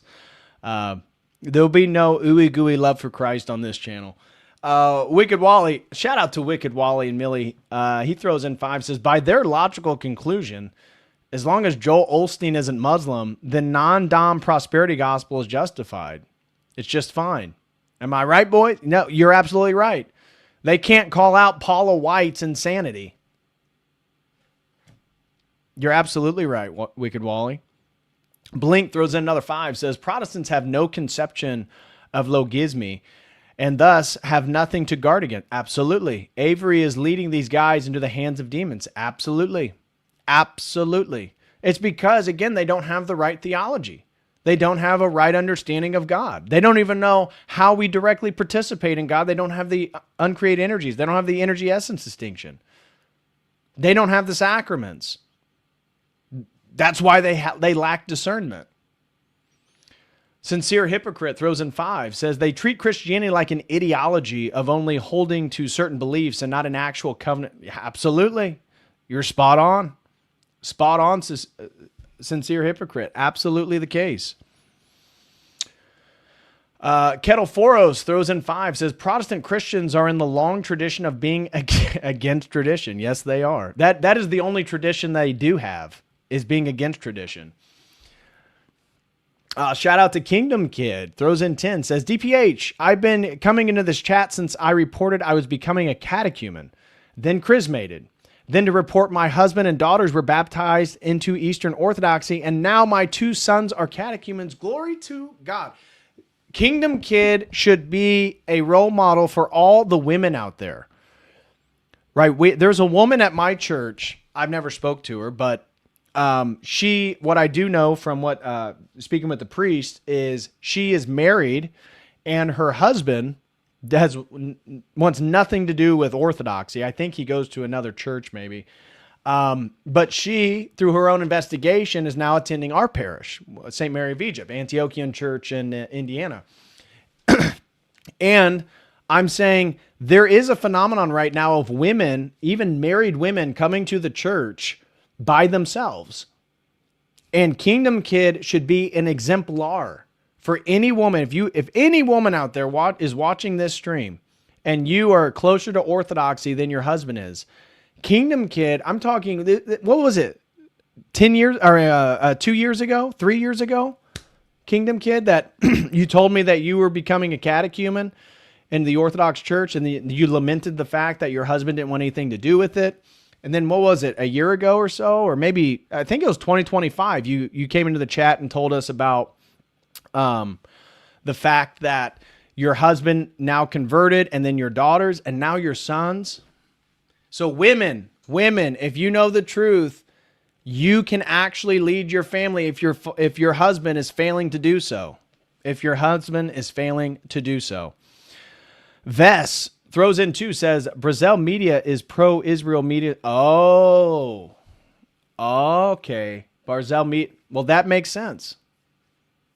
That makes sense. I wouldn't be surprised if they're being paid because of them deterring people to the Orthodox Church. We know the history of a certain group of people and their sentiments towards the Orthodox. Oh, Jason Castle. Holy crap. Jason Castle is coming in clutch right now. Jason Castle just gifted $10, $10, $10, $10, and $10. Holy crap. Shout out to Jason Castle. Thank you so much, brother, for the support. Truly, truly appreciate this.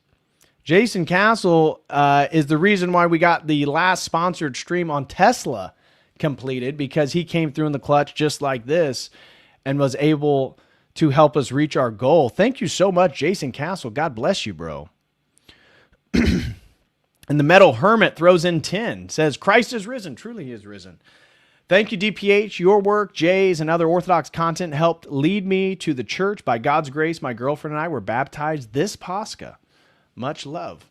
Well, shout out to you, the Metal Hermit. That's actually a pretty cool name, too. God bless you, man. And I'll speak, I know Jay well enough. I'll speak for him here. If myself or Jay helped you in any way come to the church, we are humbled. And glory to God. Glory to God. Wow, Jason Castle just threw in another $20. Thank you so much, brother. God bless you, man. Thank you very, very much. And KLW throws in 10, says, get the goal, group. That's right. And Jason just helped us reach the goal. Thank you so much, Jason. Thank you so much, brother. You've been incredibly supportive the last couple streams. I'm really, really appreciative, man. Thank you very much. Thank you very much for that. So everybody give a special thanks to Jason Castle for helping us reach. In fact, Jason, do you have a book? Do you have one of my books? Because I'll send you one. Because you deserve to win. That was the negotiation today. If we reach the goal, the super chat goal, I was going to sign a book and ship it to someone. Jason, do you have a book? Because if not, I'm sending one to you, man. You already win. I don't even need to do anything to try to choose someone. Yeah, Jason wins the book for sure. Jason wins the book. If you don't have one, Jason, let me know and email me, and then I can get your info and ship one out to you tomorrow. Somebody keep a lookout for Jason in the chat and letting us know whether he has a book or not. If he doesn't have a book, we're sending him the book. He wins today. He wins. Let me just check Dono Chat before we get into Chud real quick. And Streamlabs.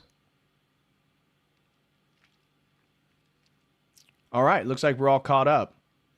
Man, special thank you to Jason. Has he responded yet if he has a book? Somebody, Jenny or Crispy, let me know if Jason responds and he needs a book because he wins. The Cult Quiz throws in 20. Thank you so much. He says, my friend Dr. Zachary Porku, who has his own Orthodox YouTube channel, would love to do your show. I would love to have Zachary Porku on. I would love his stuff on modernity. I would love to speak with Dr. Zachary Porku on modernity. Would you be open to it? He's been on Jameis podcast and Jonathan Paggio. I absolutely would be open to it. I've been wanting to reach out to him, but because my schedule and Jenny and I are getting ready to leave for Montana on May 27th, and we're going to be gone for 13 days. I didn't want to try to schedule something with someone and they say, oh, well, we can do it here. And then I'm not ready. So when I got back on June 9th, I was going to begin to schedule tons of interviews with people. And Dr. Zachary Porku was like number one on my list because I have his book on the sacraments. the sort of mystical reality of the church. So yes, the Cold Quest. I would love to speak with Dr. Zachary Porcu. I'm a fan. Thank you so much, brother, for the support. Okay. How should I connect you guys? Send me his email and I'll reach out to him. I don't want him to feel like he needs to contact me for me to ask him to come on my podcast. Seraphim Goose says, what is my handle? It is right here, @_DPHARRY. @_DPHARRY. But yeah, the Cold Quest. Send it to me on X, and then I'll reach out to him. I don't want him to feel obligated. He needs to contact me. Yeah, Journey to Reality is a good book. I agree. Jason Castle says, I already do. Great book. Someone else deserves it. Bro, thank you so much for your generous support. He just threw in $100. Shout out to Jason Castle. All right, well, then someone else, according to Jason's already got a copy. Someone else is going to win the book tonight. Be shipping it out to someone. So we'll do a little pop quiz or something to figure out which super chatter is going to win the book tonight. But Jason Castle, thank you so much, bro. You've been so generous and supportive of me. God bless you, man. Thank you very, very much. Truly. Okay. Let's get into Chud the Builder. As I said, I think this is one of the more interesting stories that we're going to be covering today. Of course, as I said, the most important, I think, is all the tick stuff. But Chud the Builder. So, Chud the Builder shot yesterday as he identified, the man Chud the Builder shot yesterday has been identified as Joshua Fox, who is charged with aggravated domestic assault after allegedly threatening his wife with a screwdriver and trying to burn the house down in 2024. All of this is true, by the way. However, it's really not going to play any role in the trial that Chud the Builder is going to be facing, unless the only way that it would be... Oh, Rachel just gifted 10 Codal Crew memberships. Thank you so much, Rachel. Thank you so much, Rachel. God bless you, sister. Thank you very, very much. That is so generous. Thank you very much.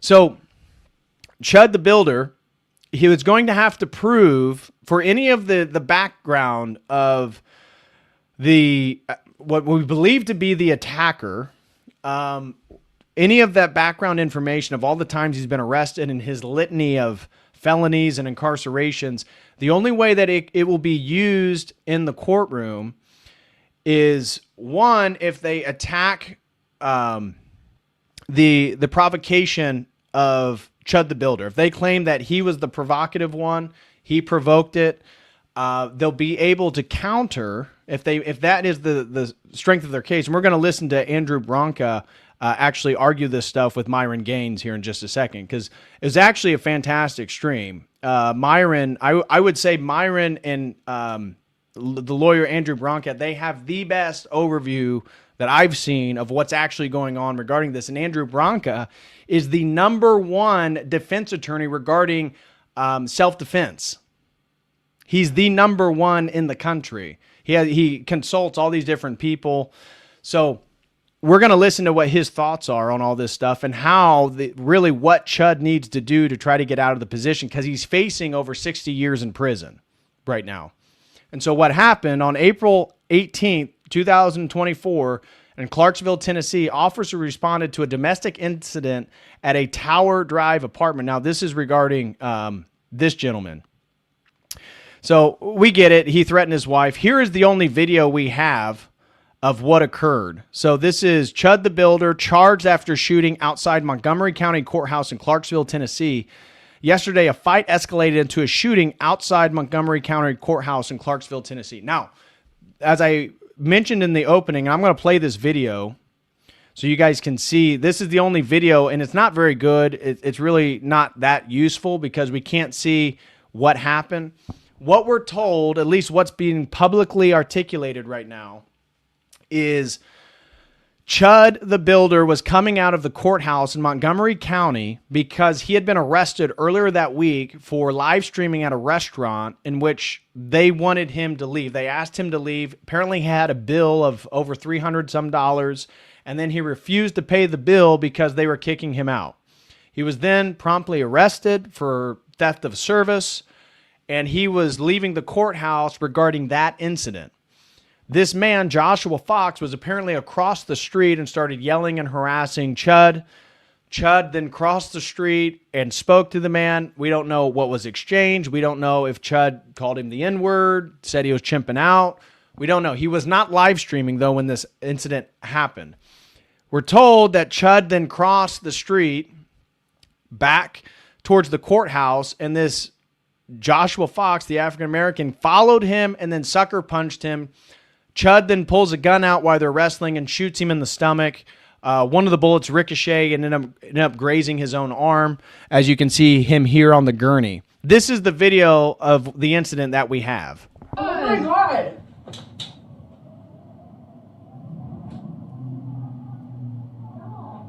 Holy shit! They're out here. Somebody got shot. Yeah.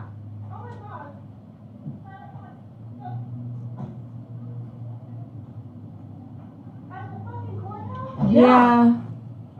And you can see Chud's famous for his cowboy hat. You can see it on the ground. And it was Chud, but it appears to be Chud was the one that was on top of him that threw him to the ground. They got him. They got him. Holy fuck. Is someone down? I just see the one guy. Oh my God. It's okay, Mav. It's alright. Sorry, that made my heart beat. No, I'm right there. Oh, he's dead. He's dead. Oh. He's fucking dead. He's not dead. He was in stable condition. Both of them were in stable condition. Oh, shit. And that's why the charge is attempted murder. Now, why is this interesting? Because why did Chud the Builder, again, I can't play any of his content because it will go, I mean, it's going to flag the system. As you can see here, this is the rap sheet of the guy who supposedly sucker punched him. This is Joshua Fox. You can see divorce.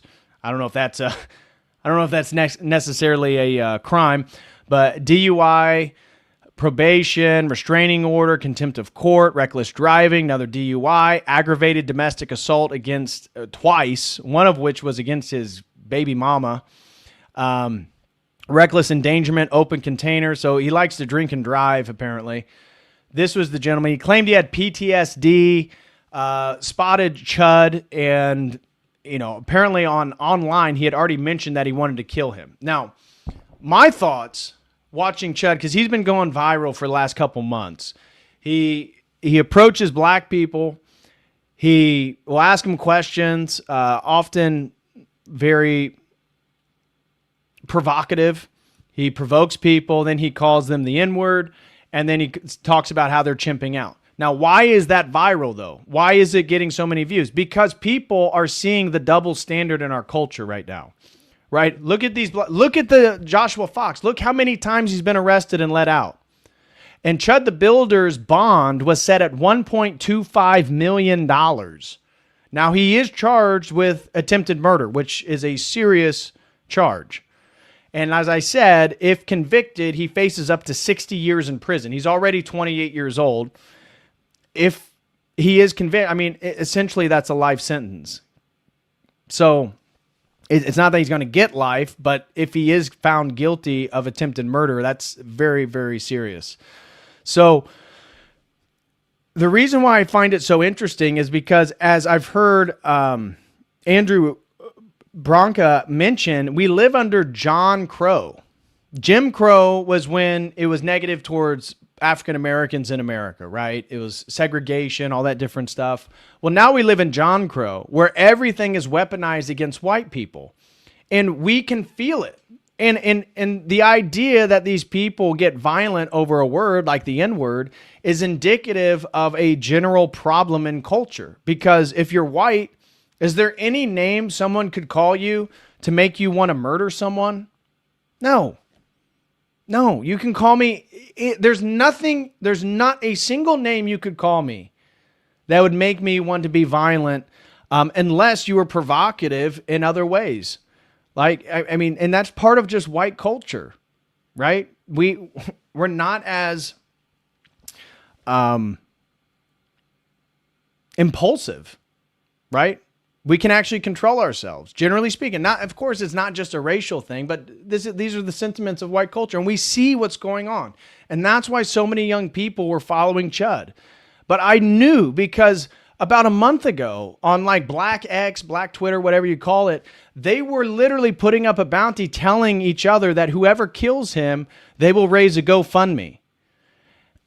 And so I knew that Chud the Builder was going to end badly, what he was doing. Now, I get what he's trying to do in regards to push the boundaries, try to utilize free speech to antagonize people and demonstrate, general behavioral patterns in society. I get that. But what he was doing was always going to end violently.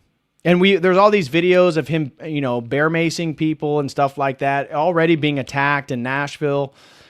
And so then it happened. It happened just a few days ago. So here is a section from I think it's an hour and 38-minute live stream between Myron Gaines and Andrew Bronca. Andrew Bronca, as I said, is one of the leader, if not, he's often considered the number one attorney regarding self-defense. And he's also very based on a lot of topics, if you know what I mean. And I played a couple of his clips. Like, he's really good on immigration, the demographics of America, the cultural differences between some of the ethnic groups in our country.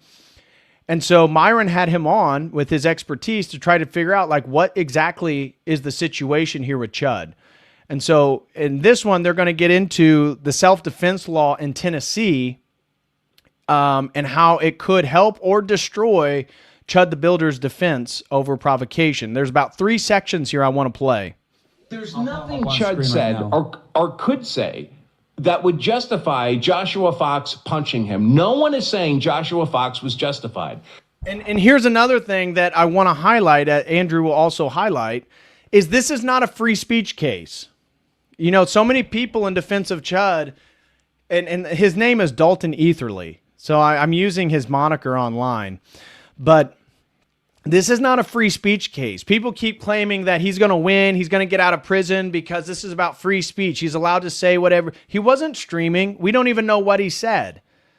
So we have no idea. We have no evidence or record for actually what transpired between these two people. This has nothing to do with free speech. What he's being charged with is attempted murder. The only focus is what happened from the initial engagement to when the shots were fired into the stomach of Joshua Fox. That's the only thing that is under investigation right now. Now, the problem for Chud is all of his social media is going to be utilized against him. It is. All of his social media is going to be utilized against him. And imagine, I mean, he's in Tennessee. He's going to have 2 to 4 black jurors in the jury. And there is a way in which he could potentially avoid a jury trial if the judge grants him self-defense. But the problem is the defense attorney has to present that case in front of the prosecutor, in front of the judge. And the judge is not going to take the risk with such a high-profile case of essentially taking on Chud the Builder with all the backlash that's going to come based on what he's done on social media. So you know that the judge is going to allow the jury, he's just going to push the buck, pass the buck to the jury, and allow the jury to decide whether it's self-defense.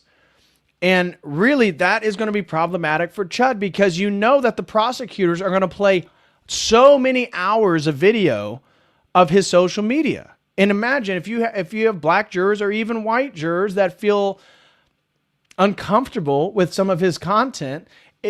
These are human beings, right? This isn't some AI. This isn't some non-emotional thing. As much as we would want the legal system to be that way, it's not. And he has to convince people, knowing, just like, remember Kyle Rittenhouse was on the stand for over 3 hours. Remember him breaking down and crying? That was for 3 hours, because if the defense, and what you have to do, or most likely have to do in these self-defense cases, is the defendant has to testify. But if the defense team allows Chud to testify so he can make his claim and put it on the record, the prosecutors also get a cross-examine. And you know that he's going to be up there for at least 3 hours. And they're going to say, is this you in this video calling this person the N-word? Is this you in this video calling this person the N-word and bear macing them? Is this you in this video calling? And it's just going to go on and on and on. And that's what is really, you almost feel bad for him because he's going to be in such a difficult spot just based on public opinion. So anyways, I digress. Let's watch the clip. But that's a completely different legal analysis question than Chud. In fact, unless Joshua Fox was unjustified, Chud has no hope. So we're all presuming the punch was unlawful. No question about that. It's not a question of Joshua Fox that black people are entitled to punch you because you say the N-word. That's not the case. I'm certainly not arguing that. It's quite possible for both these guys to be criminally liable and be convicted and go to prison. They can both be wrong. But the question for Chud is, if you provoke the confrontation under Tennessee law, you lose self-defense. It says so right in the statute. So, I can pull up the statute here as well. Do you remember the number by chance or no? 39-11-611. Okay. It's because I'm a pro. 39, what is it called? 39-611? 39-11-611. Tennessee Code self-defense. Bam. Here we go. I got it up on screen. I'm on Justia, U.S. law. And then do you want me to, is there any part of this that you want me to read it specifically or? Well, the relevant part for provocation is paragraph E. Okay. Right here. Okay. The threat or use of force against another is not justified. Is not justified. Is not. So the important thing here is they just went through, it's paragraph E, right? So the prior paragraphs, they went through all the things you have to do to qualify for self-defense. And that's all that innocence, imminence, proportion, that's all those elements. And then you get to paragraph E. And basically what it's saying is, even if you did everything else right, even if you would otherwise qualify for lawful self-defense, you don't qualify for lawful self-defense if you provoke the confrontation. And you can go ahead and read it.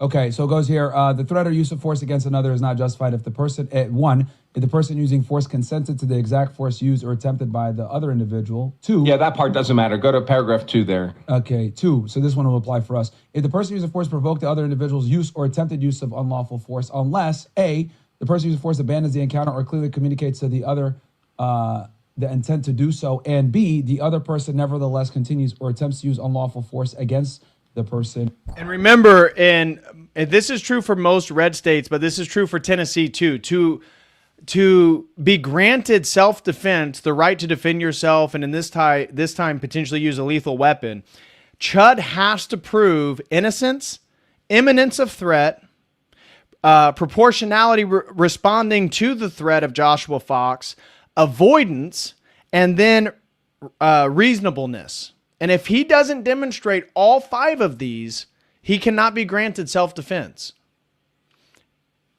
So, again, he's in a difficult spot, and I hope he has a good defense attorney. But from what people were sharing online, he just has a public defense. Not saying that he's not a great attorney, but it's a public defense attorney. So this guy has no connection to Dalton Etherly, Chud the Builder. Or 3, to resist a halt at a roadblock, arrest, search, or stop. And forget that part. That involves a police stop. Yeah. So what's happening there is the statute is saying if you provoke the confrontation, you lose self-defense. Now, you can regain self-defense, even if you're provoked it, by withdrawing from the fight. And in good faith, you're actually trying to end the fight and communicating your withdrawal to the other party. And what's happening there, what they're doing is they're rewarding you. They're saying, listen, even if you provoke the fight, we'll allow you to regain self-defense if you de-escalate the fight. If you try to end the fight you provoked, we'll give you a prize. The prize is you get self-defense back. But you have to do that. You have to do the de-escalation. Now, in Tennessee, normally, no legal duty to retreat from a fight before you can defend yourself, unless you provoked the fight. And we're going to go straight to the next clip here. And this is on Chud the Builder's lawyers must lock in his state of mind immediately or risk disaster. So this is talking about the uphill battle he's going to be facing to make his case. Let's go into a dream world. let's say you're his lawyer. What would you do? What would you start trying? How would you start preparing for a case like this? You have a high-profile guy, racial, obviously very racially charged case, national headlines. Everyone is talking about it. You know who your guy is. How would you prepare if you were his counsel? Well, there's nothing we can do about his baggage, right? All his social media stuff. We can't do anything about that. But what's really important here is everything in self-defense is evaluated from the state of mind, the mens rea, the mental state of the defender, what they knew at the time they fired that shot. So it's really important to pin down as early as possible. Did he know this guy? Had this guy threatened him? What's the nature of the threats he's been getting? Because to the extent you can document that that was in his mind, that was in his knowledge at the time he fired the shot, that's all admissible. And you can get that in front of the jury. If you wait too long and you try to claim that, it looks like you're fabricating it after the fact. Okay. And you can't prove that you had it at the time of the possession. And I see this happen. There was a guy in Detroit who was sleeping 2 o'clock in the morning. Someone tries to kick in his door, he thinks. He grabs his shotgun, and this is Detroit. There's home invasions everywhere. He grabs a shotgun, goes to his front door, opens it up. A figure lunges across the doorway, not into the house, but side to side. He shoots it with the shotgun. It turns out to be a drunk black girl who was just at the wrong house. This is a white guy. And this white guy tried to introduce into evidence, hey, I live in a neighborhood with a lot of home invasions. I thought it was a home invasion. And his lawyer tried to put a big map in front of the jury showing every home, and they're everywhere. And the judge said, no, I'm not going to allow it because you can't demonstrate to me that your client knew about these home invasions at the time he fired that shotgun. The fact that these things are true is not enough. Your client needs to know it, needs to have known it at the time. So one of the things the lawyers for Chud need to be doing right now is establishing his present state of mind, what knowledge he had in his mind. They don't get to do that later. It'll be too late later. And I hope they're smart enough to do that. How quickly, because this is obviously very important because and I love that you mentioned that because I've told my audience this a bunch of times, right? A lot of people like to armchair, quarterback it and say, well, this isn't, he's guilty because he provoked this, blah, blah, blah. But they never actually look at all the factors. And I've always told people, like you said earlier, a small change in the fact pattern can have enormous, ramifications on the outlook of the entire case. So, ironing down the narrative early on is obviously very important to get their state of mind because that will obviously dictate if the use of force was reasonable, which is like the, ultimate situation. Was it reasonable given the facts and circumstances known to the person at the time they pulled the trigger? Right, exactly. So my question is, knowing that, how quickly do they need to get in front of their client to establish this fact pattern? Well, are we talking within 48 hours, 72 hours? Because obviously you need time to secure counsel. He's not on bond, so it's not like he's free. The first time he sits down with his lawyers, if the lawyers are competent to handle this case, they should be doing this. Okay. Maybe not the first 15 minutes, but within the first hour. Yeah, and this is why it's so important. But the lawyers need to know they need to do this. Most lawyers don't know anything about self-defense law. They'll treat it like a car accident or DWI or where these things don't matter so much. And then later they'll learn, 3 months from now, 6 months from now, when they go to introduce this evidence in the court and the prosecutor says, no, there's no evidence he knew that at the time. And the judge says, yeah, that's right, you can't get it in. And they're like, damn it, if only we had addressed this right away, we'd be good. And the trouble is, if you take out all that personal knowledge stuff, you're literally stripping out the reason why he felt he had to go to the gun. And without that, you don't have self-defense. And then this one, this is the argument, this is the best chance that Chud has. He's talking about if the prosecutors make this particular angle, take this angle and make this particular argument, Chud has a chance of defending himself. But again, if they go before the judge and the defense attorneys present their case for self-defense, what that does is allows the prosecutors to know what the arguments are going to be during the jury trial. If the judge does not grant him self-defense in the pre-trial hearing, then the prosecutors are going to know the entire game plan of the defense, and that's why it's kind of a risky bet. Does he try to get the appeal to the judge and do a pre-trial and be granted self-defense? And again, this is not only is it high profile, it's a white man who uses the N word with a hard R regularly on camera and has been very provocative to blacks. Do you think a white judge or a white prosecutor is going to take that on? Probably not. Probably not.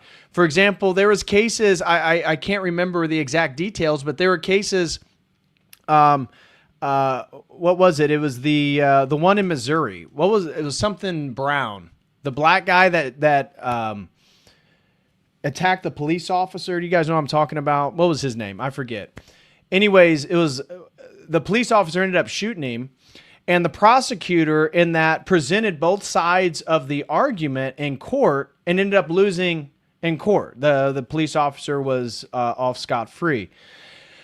But what happened is immediately after that, because it's the height of the BLM movement, that prosecutor lost his job. A new prosecutor was voted in.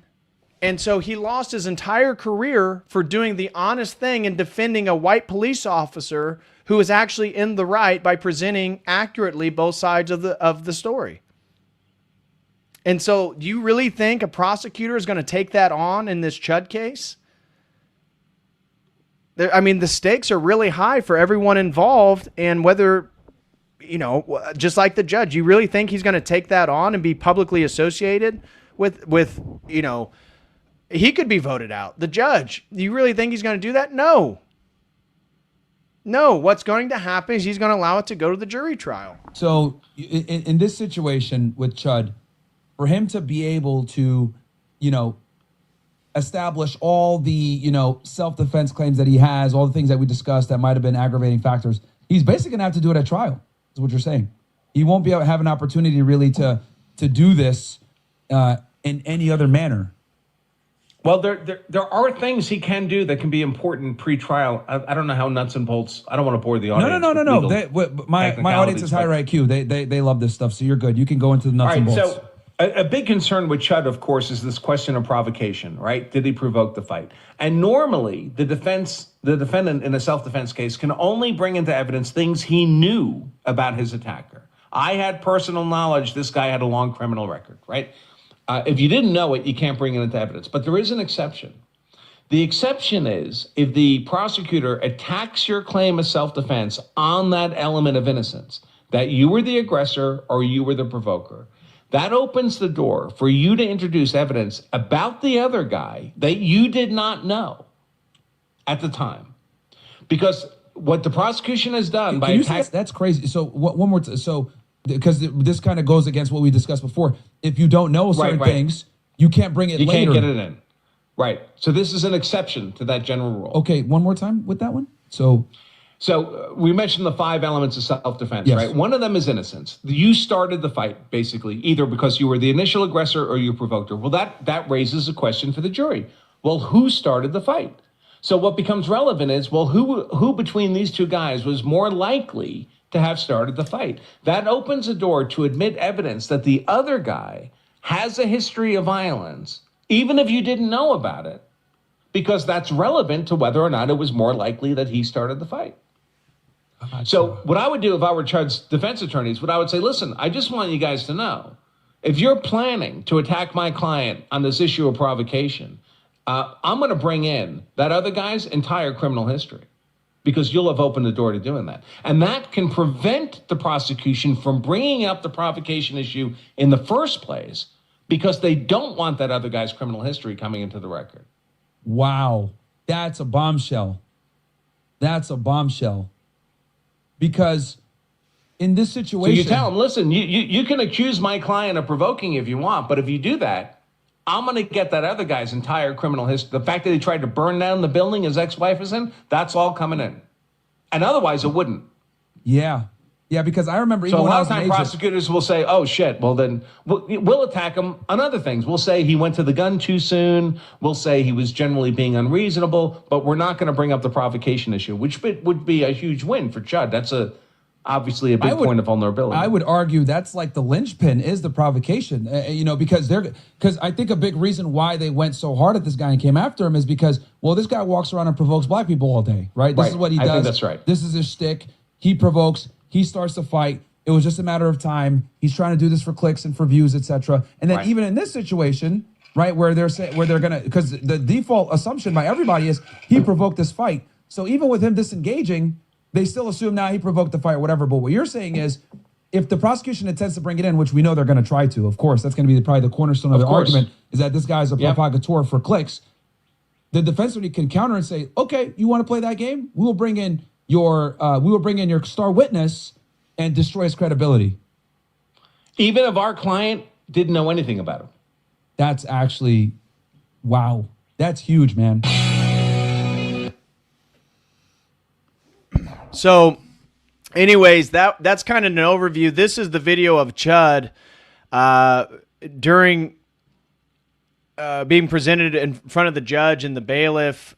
He was given a bond of $1.25 million. And the 28-year-old Dalton Etherly is facing an attempted murder charge, which, as I said, comes up with a sentence of possibly 60 years in prison.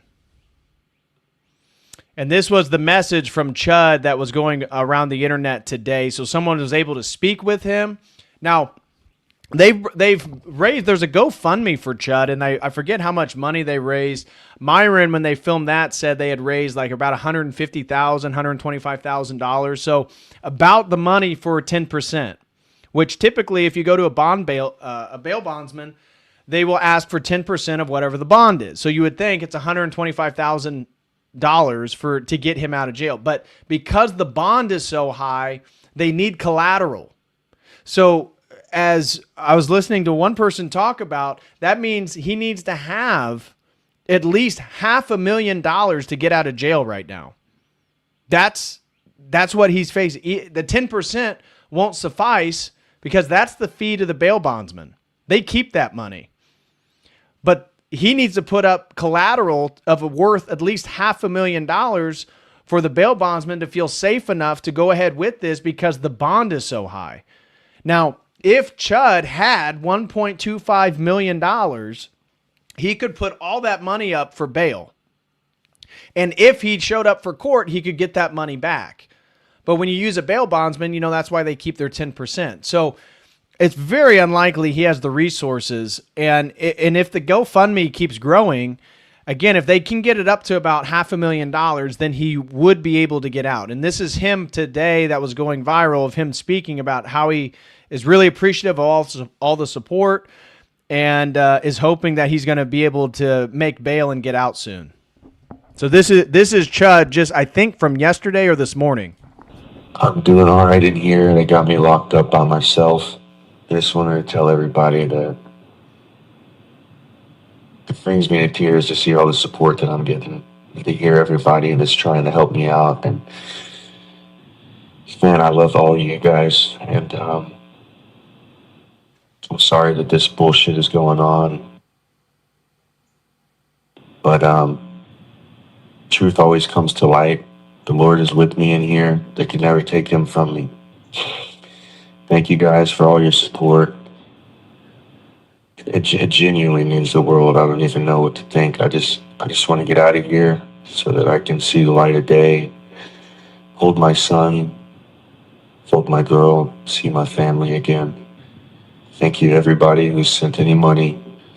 So I got to get out of here so that we can do something, so we can fight this. So anyways, that's what I got for Chud the Builder. Again, I had no idea that he was inquiring into Orthodoxy. And I was looking at the message. I didn't see anybody send me a link to Paisios's tweet that someone, I think Seraphim Goose said earlier. So anyways, that's going to do it on the Chud issue. Let's go ahead and dive into my next news topic. Where is that? There it is right here. And we're going to get into, as I said, what I believe to be actually the most serious topic for today's Logos news stream, and that has to do with these ticks. Guys, this is not a joke. These ticks are giving people alpha-gal syndrome. This is what alpha-gal syndrome looks like. So this guy was hiking, and he got bit by one of these genetically modified ticks. My question I ask you is what fucking what purpose do ticks have?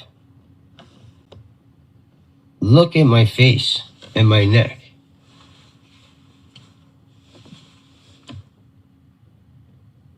I can't eat red meat anymore. I can't have any animal byproducts in anything. And it's in everything. This is alpha-gal syndrome. This is fucked up, man.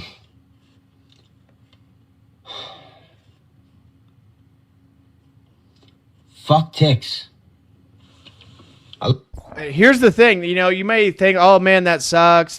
Guys, there is no cure for alpha-gal syndrome. I looked it up. So this is, Google AI.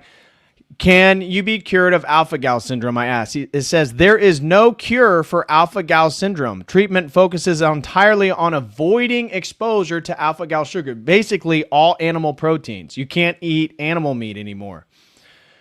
And so that includes mammalian meats, dairy products, any hidden ingredients, and it can, medications and medical products, all of that stuff.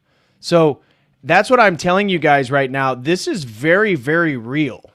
Like some of you guys could potentially get alpha-gal, and there is no treatment for it. Here's Tucker Carlson talking about this bioweapon of injecting ticks with exotic diseases. The cases of Lyme disease are going up. The CDC estimates there are 500,000 cases a year. That's on average 1,300 people a day. Where do we think this came from? Lyme disease wasn't a problem till the peak of the biological weapons program in the U.S., the mid-70s. These three freaky diseases showed up. Lyme arthritis, Rocky-Mountain spotted fever, and then there was a parasite called Babesia. So you have a cluster of these previously rare diseases right across from the U.S. government's biological weapons testing facility. Is that what you're saying? This is the perfect stealth weapon. It's poor man's nuke.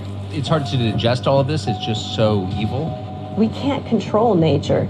And if we're going to play God and make these new germs inside ticks, there could be blowback, unintended consequences, and that's what I believe could happen. And so, look, this is the tick pandemic in the U.S. right now, guys. After Bill Gates genetically modified mosquitoes, now genetically engineering ticks are being released into the wild. They're attaching to animals in all 50 states and attacking almost every creature in nature. Because of alpha-gal syndrome, people can no longer eat red meat. Remember what Gates said in 2021? We plan to reduce red meat consumption to 0 by 2030. Coincidence? Look at all these ticks on this snake. Do you see that? That is insane. Look at the size of them. They're enormous. Huge ticks on this girl. But we just got this python out of the Everglades, and she was sitting on a clutch of eggs. We got them too, and you can see she popped this egg right away. You can see the embryo in there is starting to look like a snake. It's got scales developed, so these weren't too far off from hatching. So we got her out just in the nick of time.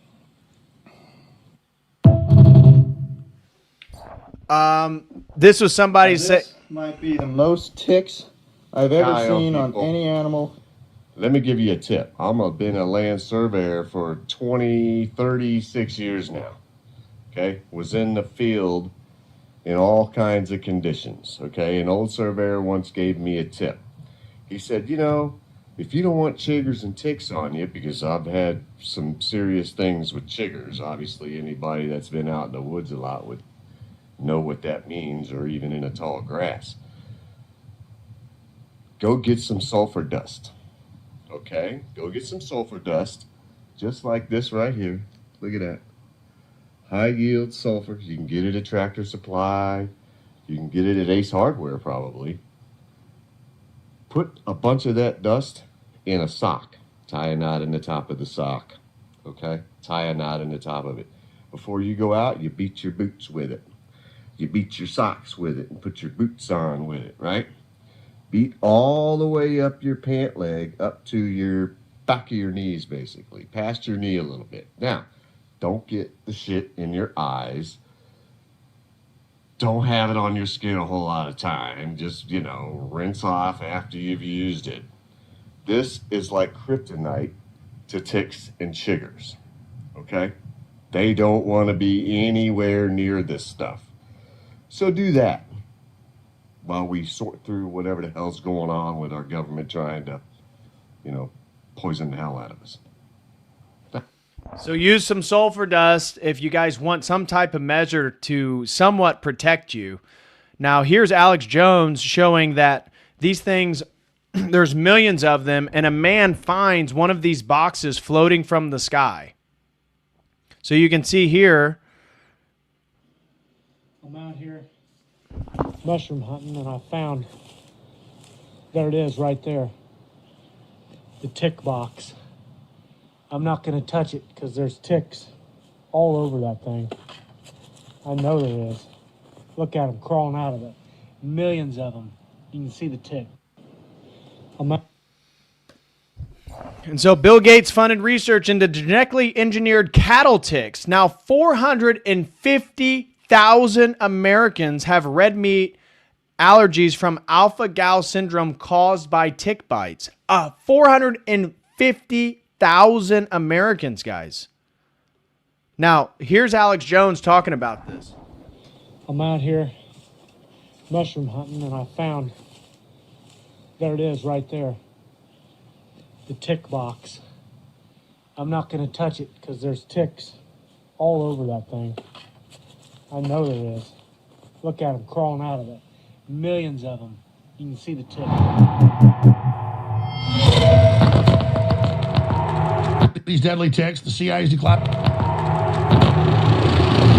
But what I do know is that Bill Gates is involved with genetically mutating mosquitoes and releasing them in the U.S. and Latin America and other areas, Africa. He is involved breeding up these deadly ticks. The CIA's declassified they're involved. And now these ticks, when you see this footage, people find these boxes that fall out of the sky. That's how they do it. The planes at night. And just all these baby ticks pour out of it. And I've been on hunting all over the country, in Canada, you name it. And I know where ticks are, and I've seen what baby ticks look like. This is 100%, thousands of baby ticks pouring out of a box. And this is what everybody's reporting everywhere. They keep catching videos of this, the same boxes. Little 10 boxes full of these ticks that are loaded with alpha-gal syndrome virus. So when they bite you, you can never eat red meat again. A lot of times you die. That's Bill Gates especially. You're watching Alex Jones. So go to alexjoneslive.com. That's his new site after InfoWars was shut down. But guys, this is not a joke. This is not a joke. And here's one of the guys working with Bill Gates. Dr. Robert Malone behind the mRNA vaccine platform. Robert Malone confirmed radioactive Lone Star ticks were released upon Americans, and over the last several years, there's been a huge surge in tick-borne meat allergies from, you guessed it, the Lone Star tick. This man in this video is a WEF bioethicist named Matthew Liao, who in 2016 talked about making humans allergic to meat through human engineering so they wouldn't eat as much. You will eat less red meat and you'll be happy. How else do you think they do it? Check this out. Two examples. So one is that people eat too much meat, right? And if they were to cut down on their consumption on meat, then they would it would actually really help the planet.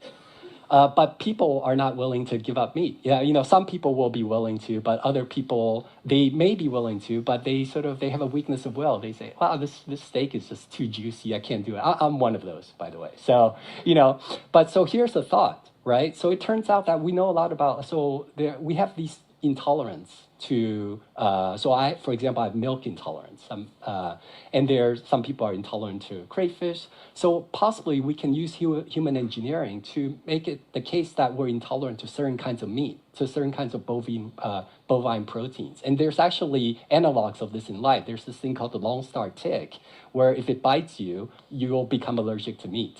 I can sort of describe the mechanism. So that's something that we can do through human engineering. We can kind of possibly address really big world problems through human engineering. Another...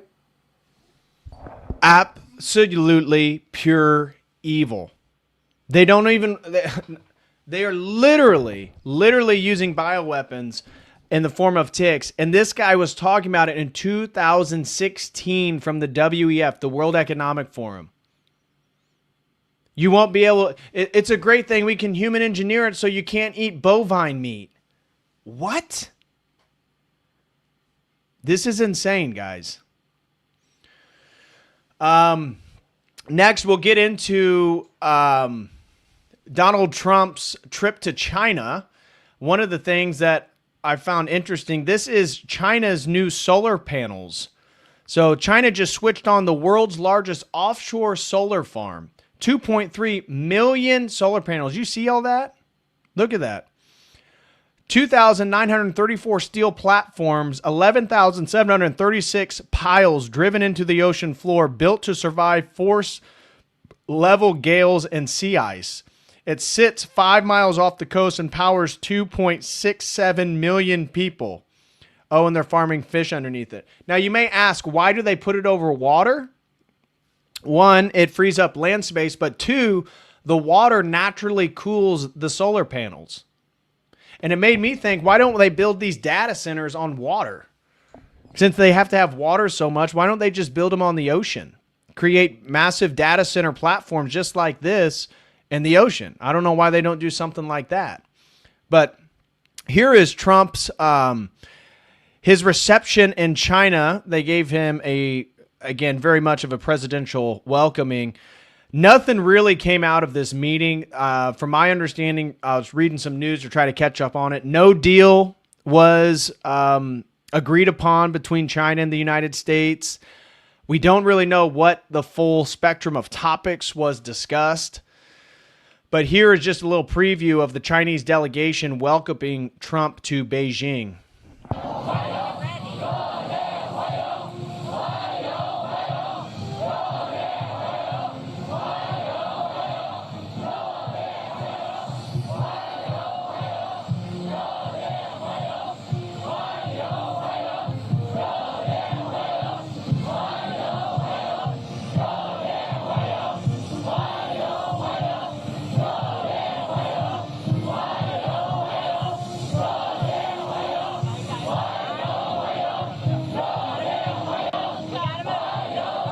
Okay, so you get it. Now, this is actually kind of funny. So this is what I was mentioning to you guys in the opening. China deliberately set Trump. You know how Trump is very much of a power player and is really focused on optics, right? So this is one of the reasons that when he shakes hands, he always pulls people into him to make them come to him. It's a very much of a masculine power move. And he's notorious for doing these things, right? Remember the first time he met Putin and he pulls him in and Putin's kind of caught off guard? Well, China just one up Trump here. So you see these two chairs and they look almost identical. But his chair sits lower than Xi Jinping's chair. And Xi Jinping has a very hard padding underneath his chair to keep him elevated, where the soft padding and sofa of Donald Trump forces him to sink into the chair, making Xi Jinping, who you can see is shorter than Trump, appear bigger. So this was clearly an attempt by the Chinese. And the word was on X. Now, I don't know if this is true. The word was that Trump was kind of PO'd about this, that it made him look smaller, and he hates, again, the optic loss here between him and Xi Jinping. From this video, we can clearly see that Trump's sofa cushion was noticeably softer than Xi Jinping's. It made Trump visibly uncomfortable, causing him to adjust his posture several times, and in the end, he could only sit leaning forward. Overall, even though Xi Jinping is about 10 centimeters shorter than Trump, he actually appeared taller and more imposing on camera. This shows the kind of subtle psychological tactics the Chinese Communist Party likes to use. I think a lot of... So, again, we don't know officially, but what I was reading on X is that Trump thought this was a slight, again, to create better optics for Xi Jinping and make him look bigger than he is. This was one of the interviews, of course, Sean Hannity, CIA asset, Project Mockingbird, you guys know. But then this is him asking Trump about again, first interview since initial meeting with President Xi Jing Ping, and now Trump has just flipped on the topic of Chinese immigrants. Remember during his presidential election, he was talking about getting rid of Chinese-owned farmland in the United States. We had too many Chinese students in the United States. And then he agrees after conversation with Xi Jinping, and this was months and months ago, that the U.S. will allow 500,000 foreign Chinese every year to attend U.S. universities. Every year, 500,000 students. That's 500,000 positions at universities Americans could occupy. And so in this interview, it sounds like after his meeting with Xi Jinping, Trump has kind of flipped on some of the campaign promises he mentioned in 2024. Take that out of the market. I would assume I'm in Beijing. If I wanted to buy property near one of their military installations, I don't think President Xi... No, they wouldn't let you. I don't... Look, it's not that I love it. You want to see farm prices drop? You want to see farmers lose a lot of money? Just take that out of the market. But they've... How does that make sense? Taking farmland from China will make farming in America lose money. What? No, you sell it back to farmers that can cultivate the land and do something productive with it. What? Had a lot of land for a long time. Obama did nothing about it. They bought a lot of it during the Obama administration. He did nothing about it. As far as the students, it's 500,000 students they come, good students. I could tell them, I don't want any students, is a very insulting thing to say to a country. They would then immediately go out and start building universities all over China. But if you don't have those students, good students. Okay. So if we say no more Chinese foreign nationals coming to the U.S. for U.S. university degrees, which, again, how many cases have we found that they were actually spies for the CCP? Or the biologists that were found in various states that were, creating viruses or sending material back to China without the U.S. Permission or knowledge. And he says, well, we have to let him in because it would be insulting to a country. Okay. Yeah, it would be insulting, but it's something that needs to be done. And then says, well, if we do that, then they're going to build universities. Okay. Well, why is that a problem? Students, by the way, if you don't, and we do another thing, if they're good and they want to stay in America, we won't give them a green card and things like that. And that not only them, but other countries. But if you want to see a university system die, take 500,000 people out of it. And no, we have Americans to fill those positions. What are you talking about? Or have Europeans. Bring Europeans over. If Europeans want to come to U.S. institutions, allow them. I don't know if you guys saw, but Ron DeSantis is talking about potentially limiting non-white immigrants.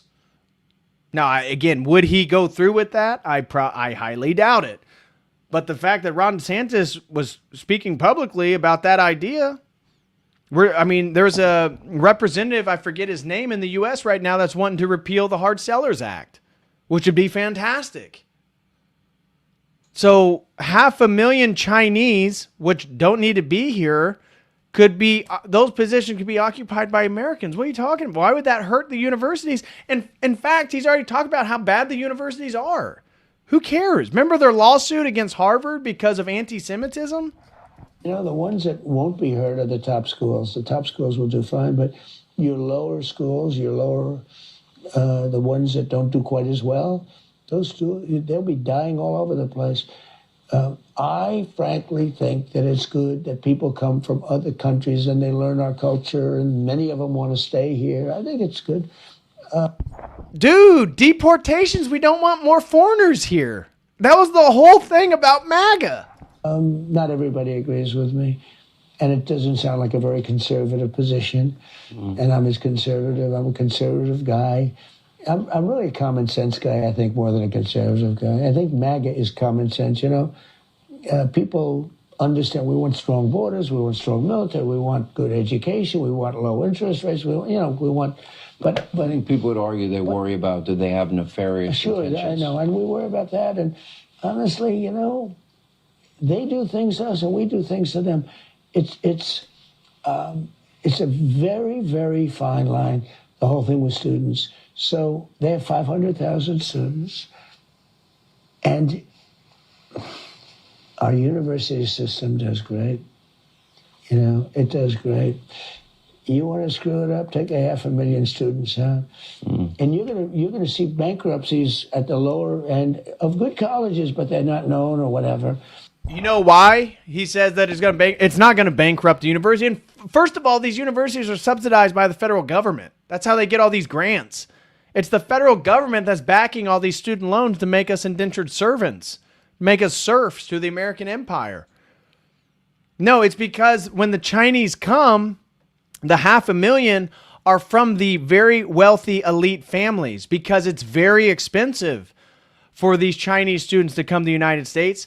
And that's what's driving it. As long as the money printer is working, as long as the GDP goes up, somehow that's success. No. Who cares if there's 500,000 Chinese students, if their tuition costs more so the universities make more money? Why don't we focus on Americans? That's what MAGA was about, not redirecting towards common sense. That's common sense. You literally, his whole platform was that China was the biggest existential threat to the United States. He literally campaigned about taking the farmland away from China. He campaigned about how they were a national security threat because they're buying land around U.S. military installations. I mean, come on. You're going to have a lot of problems. So it's something I'm always looking at. But it's a very insulting thing to tell a country, so we don't want your people in our schools. I mean, it really is. Now, I'll have people say, oh, that's a terrible thing. It is a very insulting thing. And it's very interesting. It's something didn't come up today. Came up last time. But I will tell you that school systems don't want that to happen, because you won't have much of a school system. No, because they won't make more profits. Look at their endowments. We're talking billions. Look at the Harvard endowment. Billions of dollars. I think they'll be all right. They got enough money. So anyways, that happened. This is Donald Trump visiting the Imperial Palace. I actually went here when I was in China. I've been here twice, actually. It's really a beautiful place. And so this was posted by the White House's X account of him touring the Forbidden City here, the Imperial Palace. And I don't know if he went to the area in the back of it. They have all the quarters where the concubines would stay, because the Chinese emperor would have like 100 concubines. And each room had like a very decorative bed, because he would just come to the concubine's room, whoever he wanted that day, and sleep with them. But anyways, it's actually, if you ever go to Beijing, if you're ever in China, do visit this. It is a pretty cool experience.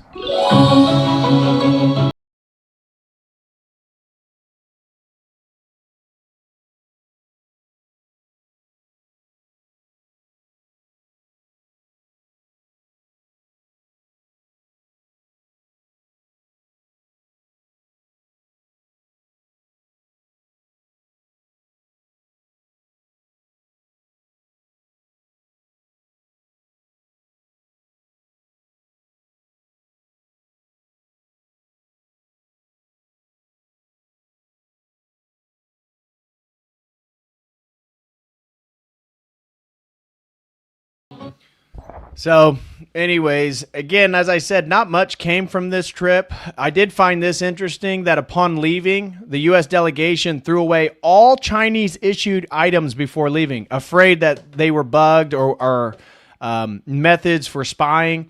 So before boarding Air Force One in China, members of the American delegation, including President Trump, dumped everything they had received during the visit into a trash bin at the foot of the stairs. You can see right here. Probably a smart idea. But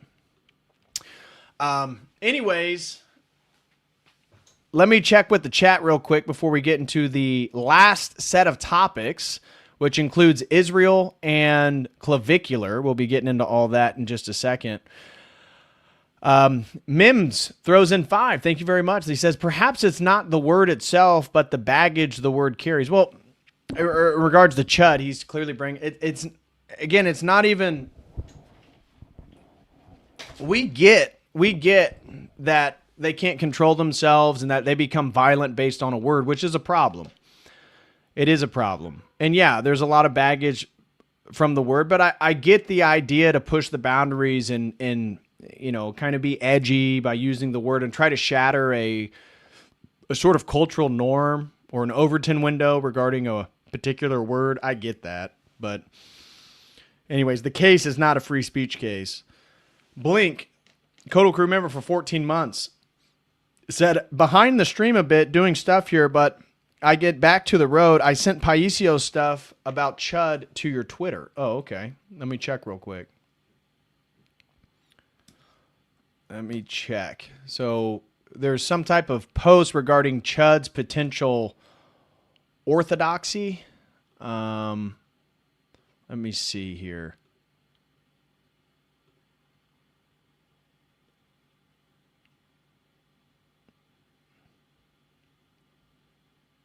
Okay, this Paisios.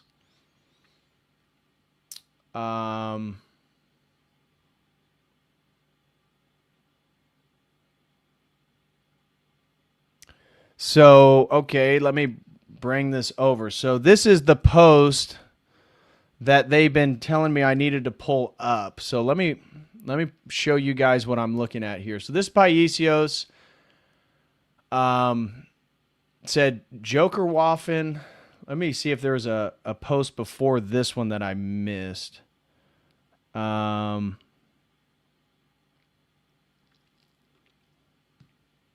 Okay, so it looks like it's these two that was sent to me. I'll read them in order that was sent. This was the first one that was sent to me. It says, this was in response to complete morons like so-called trad ortho mom, Robin, who don't even know the mother of Chud's child, is currently hiding the toddler from the public because her and her son have started getting death threats from the people Chud is antagonizing publicly. But hey, at least he's changing the Overton window, whatever that means to people who don't understand real-world consequences. But this has nothing to do with him being Orthodox, does it? He says, for this is entertainment. You don't see the consequence of his public antics. If you knew what the consequences of it were doing to his family, especially his child and the mother of his child, you would tell him to stop. And she said, you're actually insufferable, dude. No one cares that you went to this guy's parish or that you want the moral fag. You want to moral fag about what Chud's doing all day like you give a damn. I think he's shifting the Overton window, and his personal life is none of my or your business. And then this was the next one that was sent to me. So this is Paul Miller, also famous for doing the Omegle, basically very similar content to Chud, saying the N-word, doing Hail Hitler's, Roman salutes. Joker Waffen, which is Paul Miller. You weren't there for him when I reached out to you back in September about what he was going through. Before any of you heard of Chud the Builder, I sent this message to Joker Waffen back in September asking him to support Chud because he was genuinely fearful for my friend's life. When Dalton, a.k.a. Chud the Builder, was first getting endless death threats for just sending someone an anti-race mixing snap video, after that video he kind of stopped his antics for a while and tried to live a quiet life. There was one time back in September he went to a cigar lounge in Clarksville and he kept looking over his shoulder and getting threatening texts from random numbers. Eventually the hatred and resentment got to him and he just didn't care anymore and started escalating things more and more instead of letting things calm down.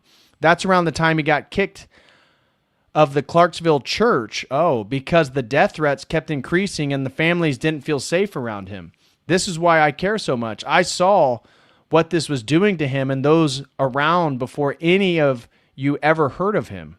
Oh, he's a very broken person who needs Christ's peace and healing and to stop his self-destructive ways. And this is precisely my problem with all the wingnats on here. You're using my friend to serve your entertainment and selfish agenda. And so this is the message that Paisios, I know Paisio, I actually roomed with him the first time I went to Montanica. And this was his message to Paul Miller. Gypsy, my friend is being targeted just like you were. His name is Dalton Etherly. He had a viral video with millions of views talking about white girls shouldn't race mix with monkeys, and as a result, thousands of BLM activists have been harassing him and sending him death threats. His phone number, home, and parents' home got doxxed. He can't go anywhere in public without being harassed. He's a fan of the show, and I know he'd greatly appreciate it if you reached out to him and show him some support. He's Dalton Etherly on Facebook and Chud the Builder on Instagram. Interesting. So I did not know that Chud, I had never seen this post. When was this? Oh, this was just 3 days ago. Well, thank you, Seraphim Goose and Blink4444 for sending this to me because I had not seen this. This is very interesting. Okay. Well, I'll have to reach out to Paisios because it sounds like he personally knows Dalton and knows some details that I'm not aware of. So thank you, Blink, for sending me that. I was not privy to a lot of that. Okay. Let me finish with the chat and then we'll get into the next segment here. Matthew Jenkins throws in 10, says some people believe that ticks are not actually bioengineered, but rather the allergy is really caused by injectable pharmaceuticals. The ticks being not involved and only a scapegoat. Your thoughts? I don't know. I'm certainly no expert on it, but I would lean towards the Lone Star tick being actual bioweapon. But again, I can't prove anything, so don't ask me to prove that fact. But possibly it's pharmaceuticals. I think that these ticks are bioengineered. Tanner G throws in 2, says, don't have X, but Chud's bio has ortho cross emoji. I did not know that. KLW throws in 5, says, stop giving them ideas, doctor. We don't need floating data centers too. Yeah, fair enough. Disregard that last comment. Although it does make logical sense, but do disregard. We don't need more data centers. That is true. Yeah, Base Chud talking about race mixing. Oh, Seraphim Goose, he said there's a longer post from the 8th where he goes into detail about the parish situation. I mean, I can try to find it if I go down to the 8th. Oh, no. He posts all the time. These are the hardest ones to go through. 16th. We're only on the 15th. I'm not going to scroll all the way down to the 8th. I appreciate it. Unless you guys really want me to. 14th. 13th. Gosh, when people are active on Twitter, it's so hard to find like a week-old tweet. Okay, May 11th.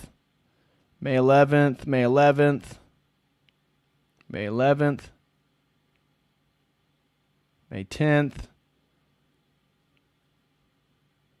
May 10th. My gosh, he was active on May 10th. May 9th.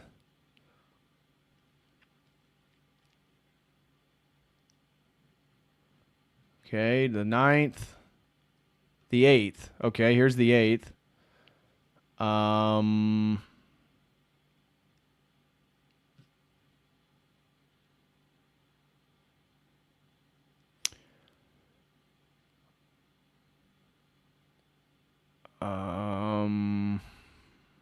I'm not seeing it.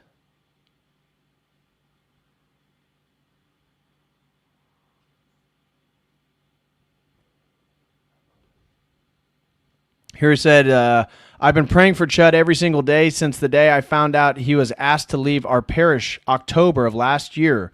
What have you been doing for him, encouraging him to jeopardize his life and his family for your entertainment and racial hatred? You are an Orthodox Christian in name only, not in spirit. Fair enough. Oh, this must be what Seraphim's referring to right here. That, all right. I wasn't going to share all this, but I'm tired of seeing Orthodox people on here praise and promote the public antics of Dalton, a.k.a. Chud the Builder. He's an extremely mentally ill person, and you have no idea the kind of damage he is doing to himself and his family, who are getting the same death threats as him, and the damage he did to the Holy Protection Orthodox Church in Clarksville, Tennessee. That parish is currently without a priest and on the brink of shutting down, in large part due to the damage he caused there. For his talk on his streams about blacks and minorities destroying the fabric of American society, spreading mistrust, threats, and chaos.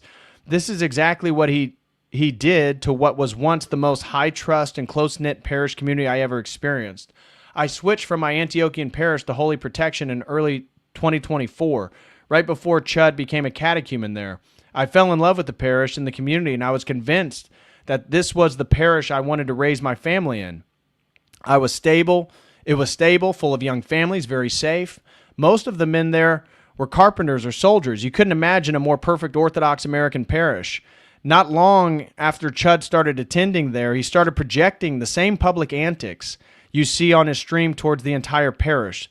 Several families ended up leaving, in particular 2 families who were Christian refugees from Muslim countries he particularly threatened and harassed. Things got worse over the summer when the parish found out he was abusing his family. I didn't just hear about it, I saw it. And he was unfaithful, hooking up on the weekends with college girls from Austin Peay State University. Despite knowing all of this, the parish doubled its efforts to try mentally and spiritually rehabilitate Chud. I was part of those efforts. We tried our best to forgive him 70 times, 7, and see him as a very broken and traumatized man from his past and his childhood, in desperate need of Christ and his healing and peace. And all of us were slowly losing our sanity in the process. The priest himself showed Chud more grace and mercy than anyone in the parish and was putting so much effort into helping him. By fall of that year, what was once the most close-knit and high-trust parish community I've ever experienced became the most distrusting and disconnected parish community I've ever seen. Me and several others felt spiritually destroyed. By the time I had returned to my Antiochian parish at the end of October, I had forgotten how to even pray. I revisited that parish almost a year later and saw of the people who stuck it out there, saw half of the parish and started acting like Chud.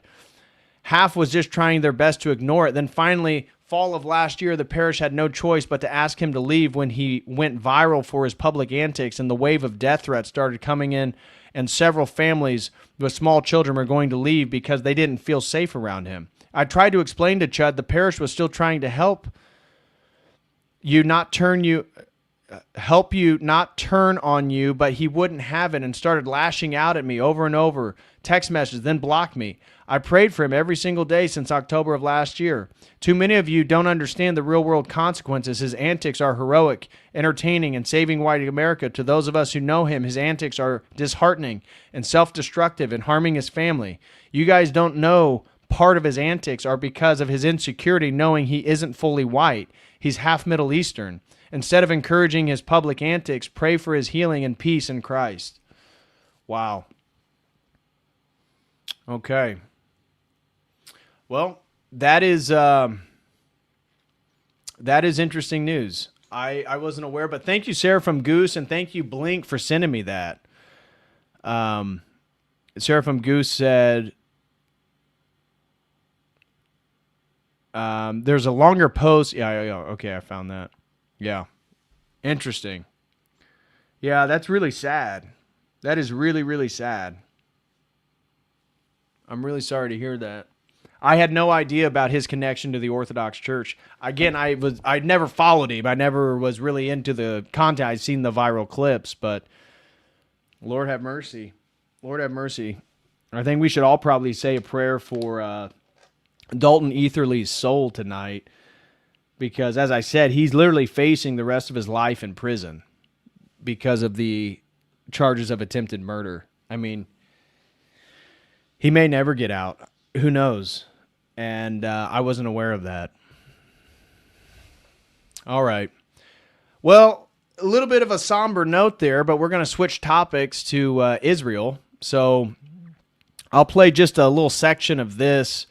Tyler Oliveira. Actually, I'll just tell you. Tyler Oliveira, the guy that exposed all the Jewish fraud in New Jersey and New York, went to Israel and was banned banned, and he was forced to sign a paper saying that he's anti-Semitic. From Israel upon arrival and deported back to America for anti-Semitic or anti-Israel content. I flew out of New Jersey on an El Al flight to Tel Aviv on a plane with basically all Jews and had plenty of pleasant conversations and positive interactions on my way there. Believe it or not, a lot of Jews were excited for me to visit their country. Where are we headed, boys? We're headed to Tel Aviv, baby. Are they gonna let me in?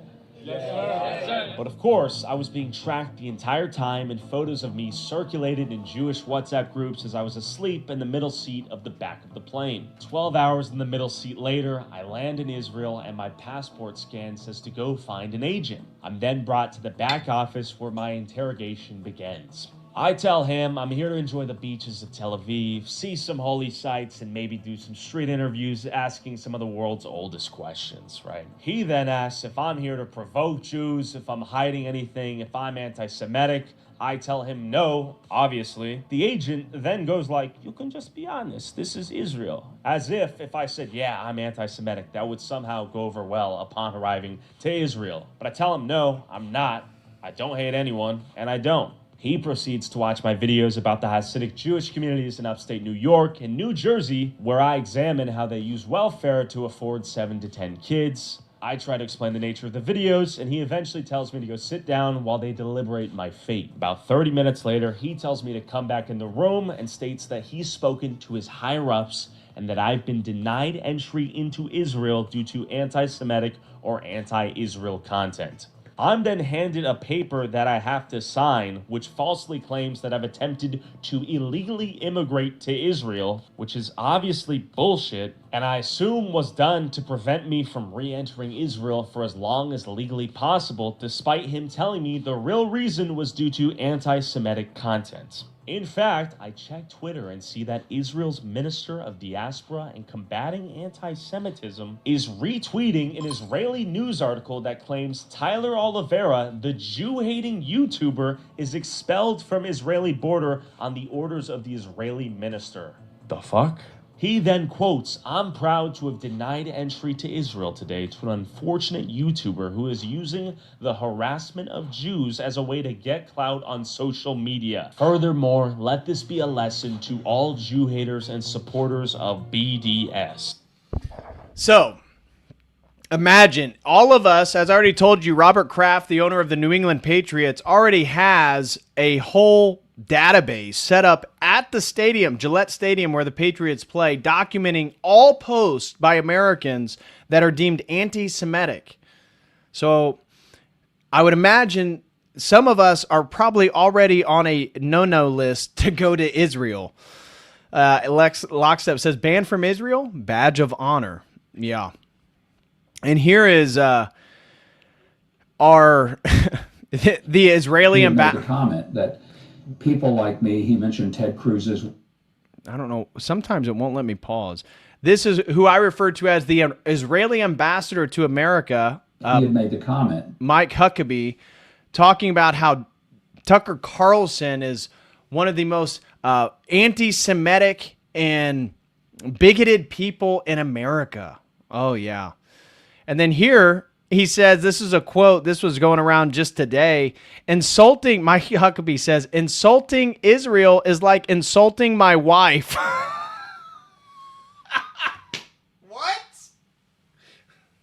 What? Insulting Israel is like insulting his wife? So again, the Israeli ambassador to the United States, Mike Huckabee.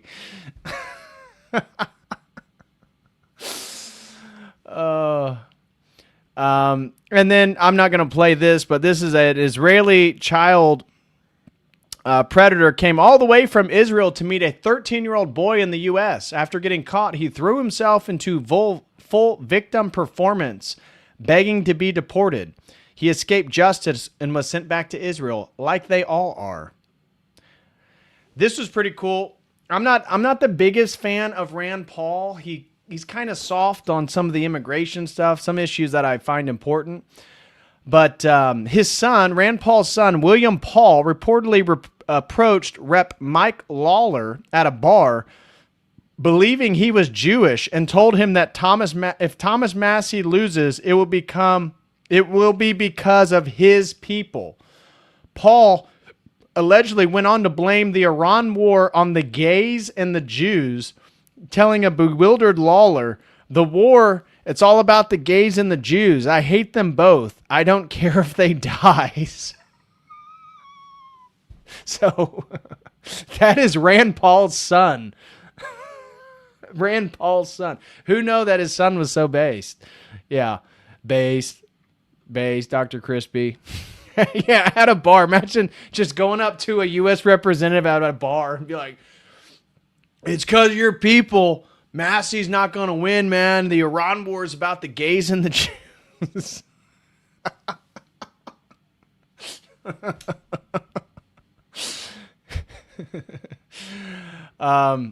Now, this is my concluding segment here. This is on Clavvicular, the looks maxer. So this is him putting his makeup on, showing guys how to put makeup on. A touch of foundation with a sponge, bouncing it in. Starting with primer, just a drop. I press it into the cheeks, across the nose, and a bit on the forehead so everything smooths out. A touch of foundation with a sponge, bouncing it in. It evens everything without looking heavy. Concealer under the eyes, brightens. Gay. Starting with primer. Gay. And so this post says, "I'm convinced that Clavvicular is a rent boy for Peter Thiel. No straight man is out here doing makeup tutorials and smizing like James Charles at a Holiday Inn orgy with the ghost of Richard Simmons and Felice Johnson."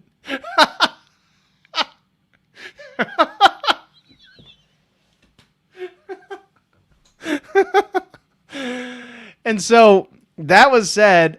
And then this right here, most masculine looks maxer, is probably a call boy for Jewish elites. This right here is the Jewish mafia boss who apparently owns the club that Clavvicular owns. Of course, he doesn't own it. But it a little strange. Kissing his shoulder, then kissing his neck like that. Little strange. Little strange. Here's a video talking a little bit about Clavvicular and his recent ties to Israel. They just open a club with people that are like a little bit more like on like a Jewish mafia side. A little bit of Israeli mafia. Israeli mafia side, which I've heard some things of that aren't great. Like what? I just think it was more so, I not that I heard it specifically, but it was more like look them up. Like here, I could get the name. When did you interview him? Right before he shot that alligator.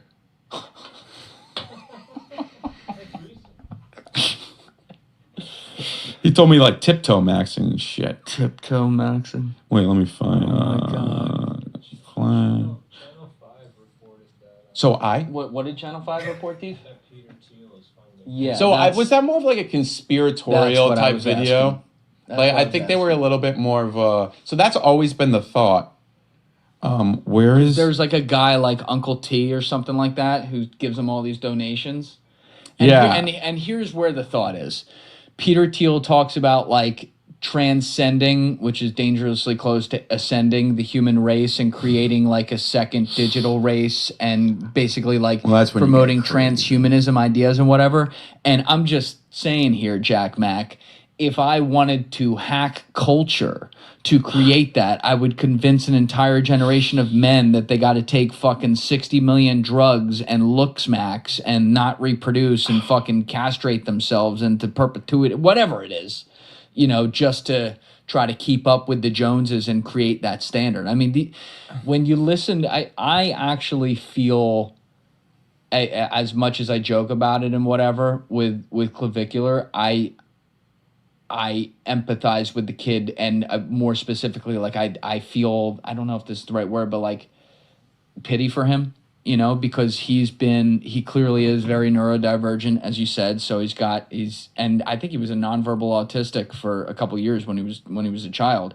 So like he has some actual rooted health issues, and society was able to torture him in such a way that he feels like this is the only way to be able to exist among people. And unfortunately, at age 20, he's just out there trying to make money and doing his thing. He doesn't understand what he's being used for, in my opinion. And there's people who would be like, he knows damn well what he's doing. Maybe, but like, I think he's just a really dumb fucking young kid. And he's been just thrown into this spotlight out of nowhere. And I feel bad for him. Yeah. So he's a smart. And I think that's the case. I mean, I've always said looks maxing is so gay. It's so gay. Streaming for 4 months. Yeah. And then this video is just highlighting again all his connections back to the Israeli mob right now. This was a strange clip during a live stream in which Peter Thiel suddenly calls Clavvicular and he immediately takes his microphone off and gets off the stream to talk with Peter Thiel, leading to further speculation that Peter Thiel may be using Clavvicular as a little bit of a sex toy. So, anyways, guys, that's going to do it for me. I need to pick out a super chatter. Does somebody not have my book? You know, let's see. Blink, do you have my book? XX Lockstep, you've also been a long supporter. Do you have my book? One of you guys, who's ever super chatted. I'm okay. Let me pick a number. I'll pick a number between 1 and 100.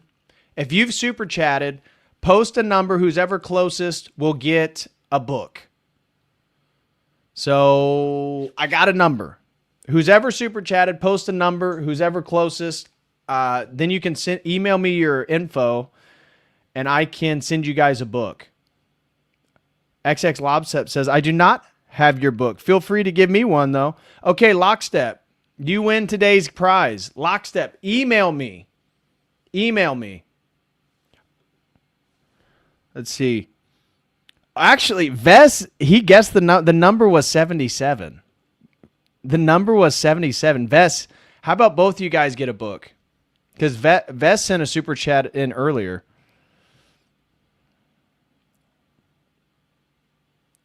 So Ves and Lockstep. The number was 77. I don't know. It was the first number that came to mind. Ves and Lockstep, email me your guys' info and I'll send you a free signed book. All right? Email at churchoftheeternallogos@gmail.com. Very easy to remember. Email me there, and I will send you guys a book. You get a book. Yeah, Mel is right. It's like Oprah. You get a book, and you get a book. You get a book. All right. Email me, Church of the Eternal Logos, and I'll ship one out to you guys tomorrow. So, anyways, guys, thank you all so much. Thank you all. Very special thank you to Jason Castle for the generous support today, man. Thank you very much. Let me just double check Dono Chat and Streamlabs, make sure I didn't miss anyone.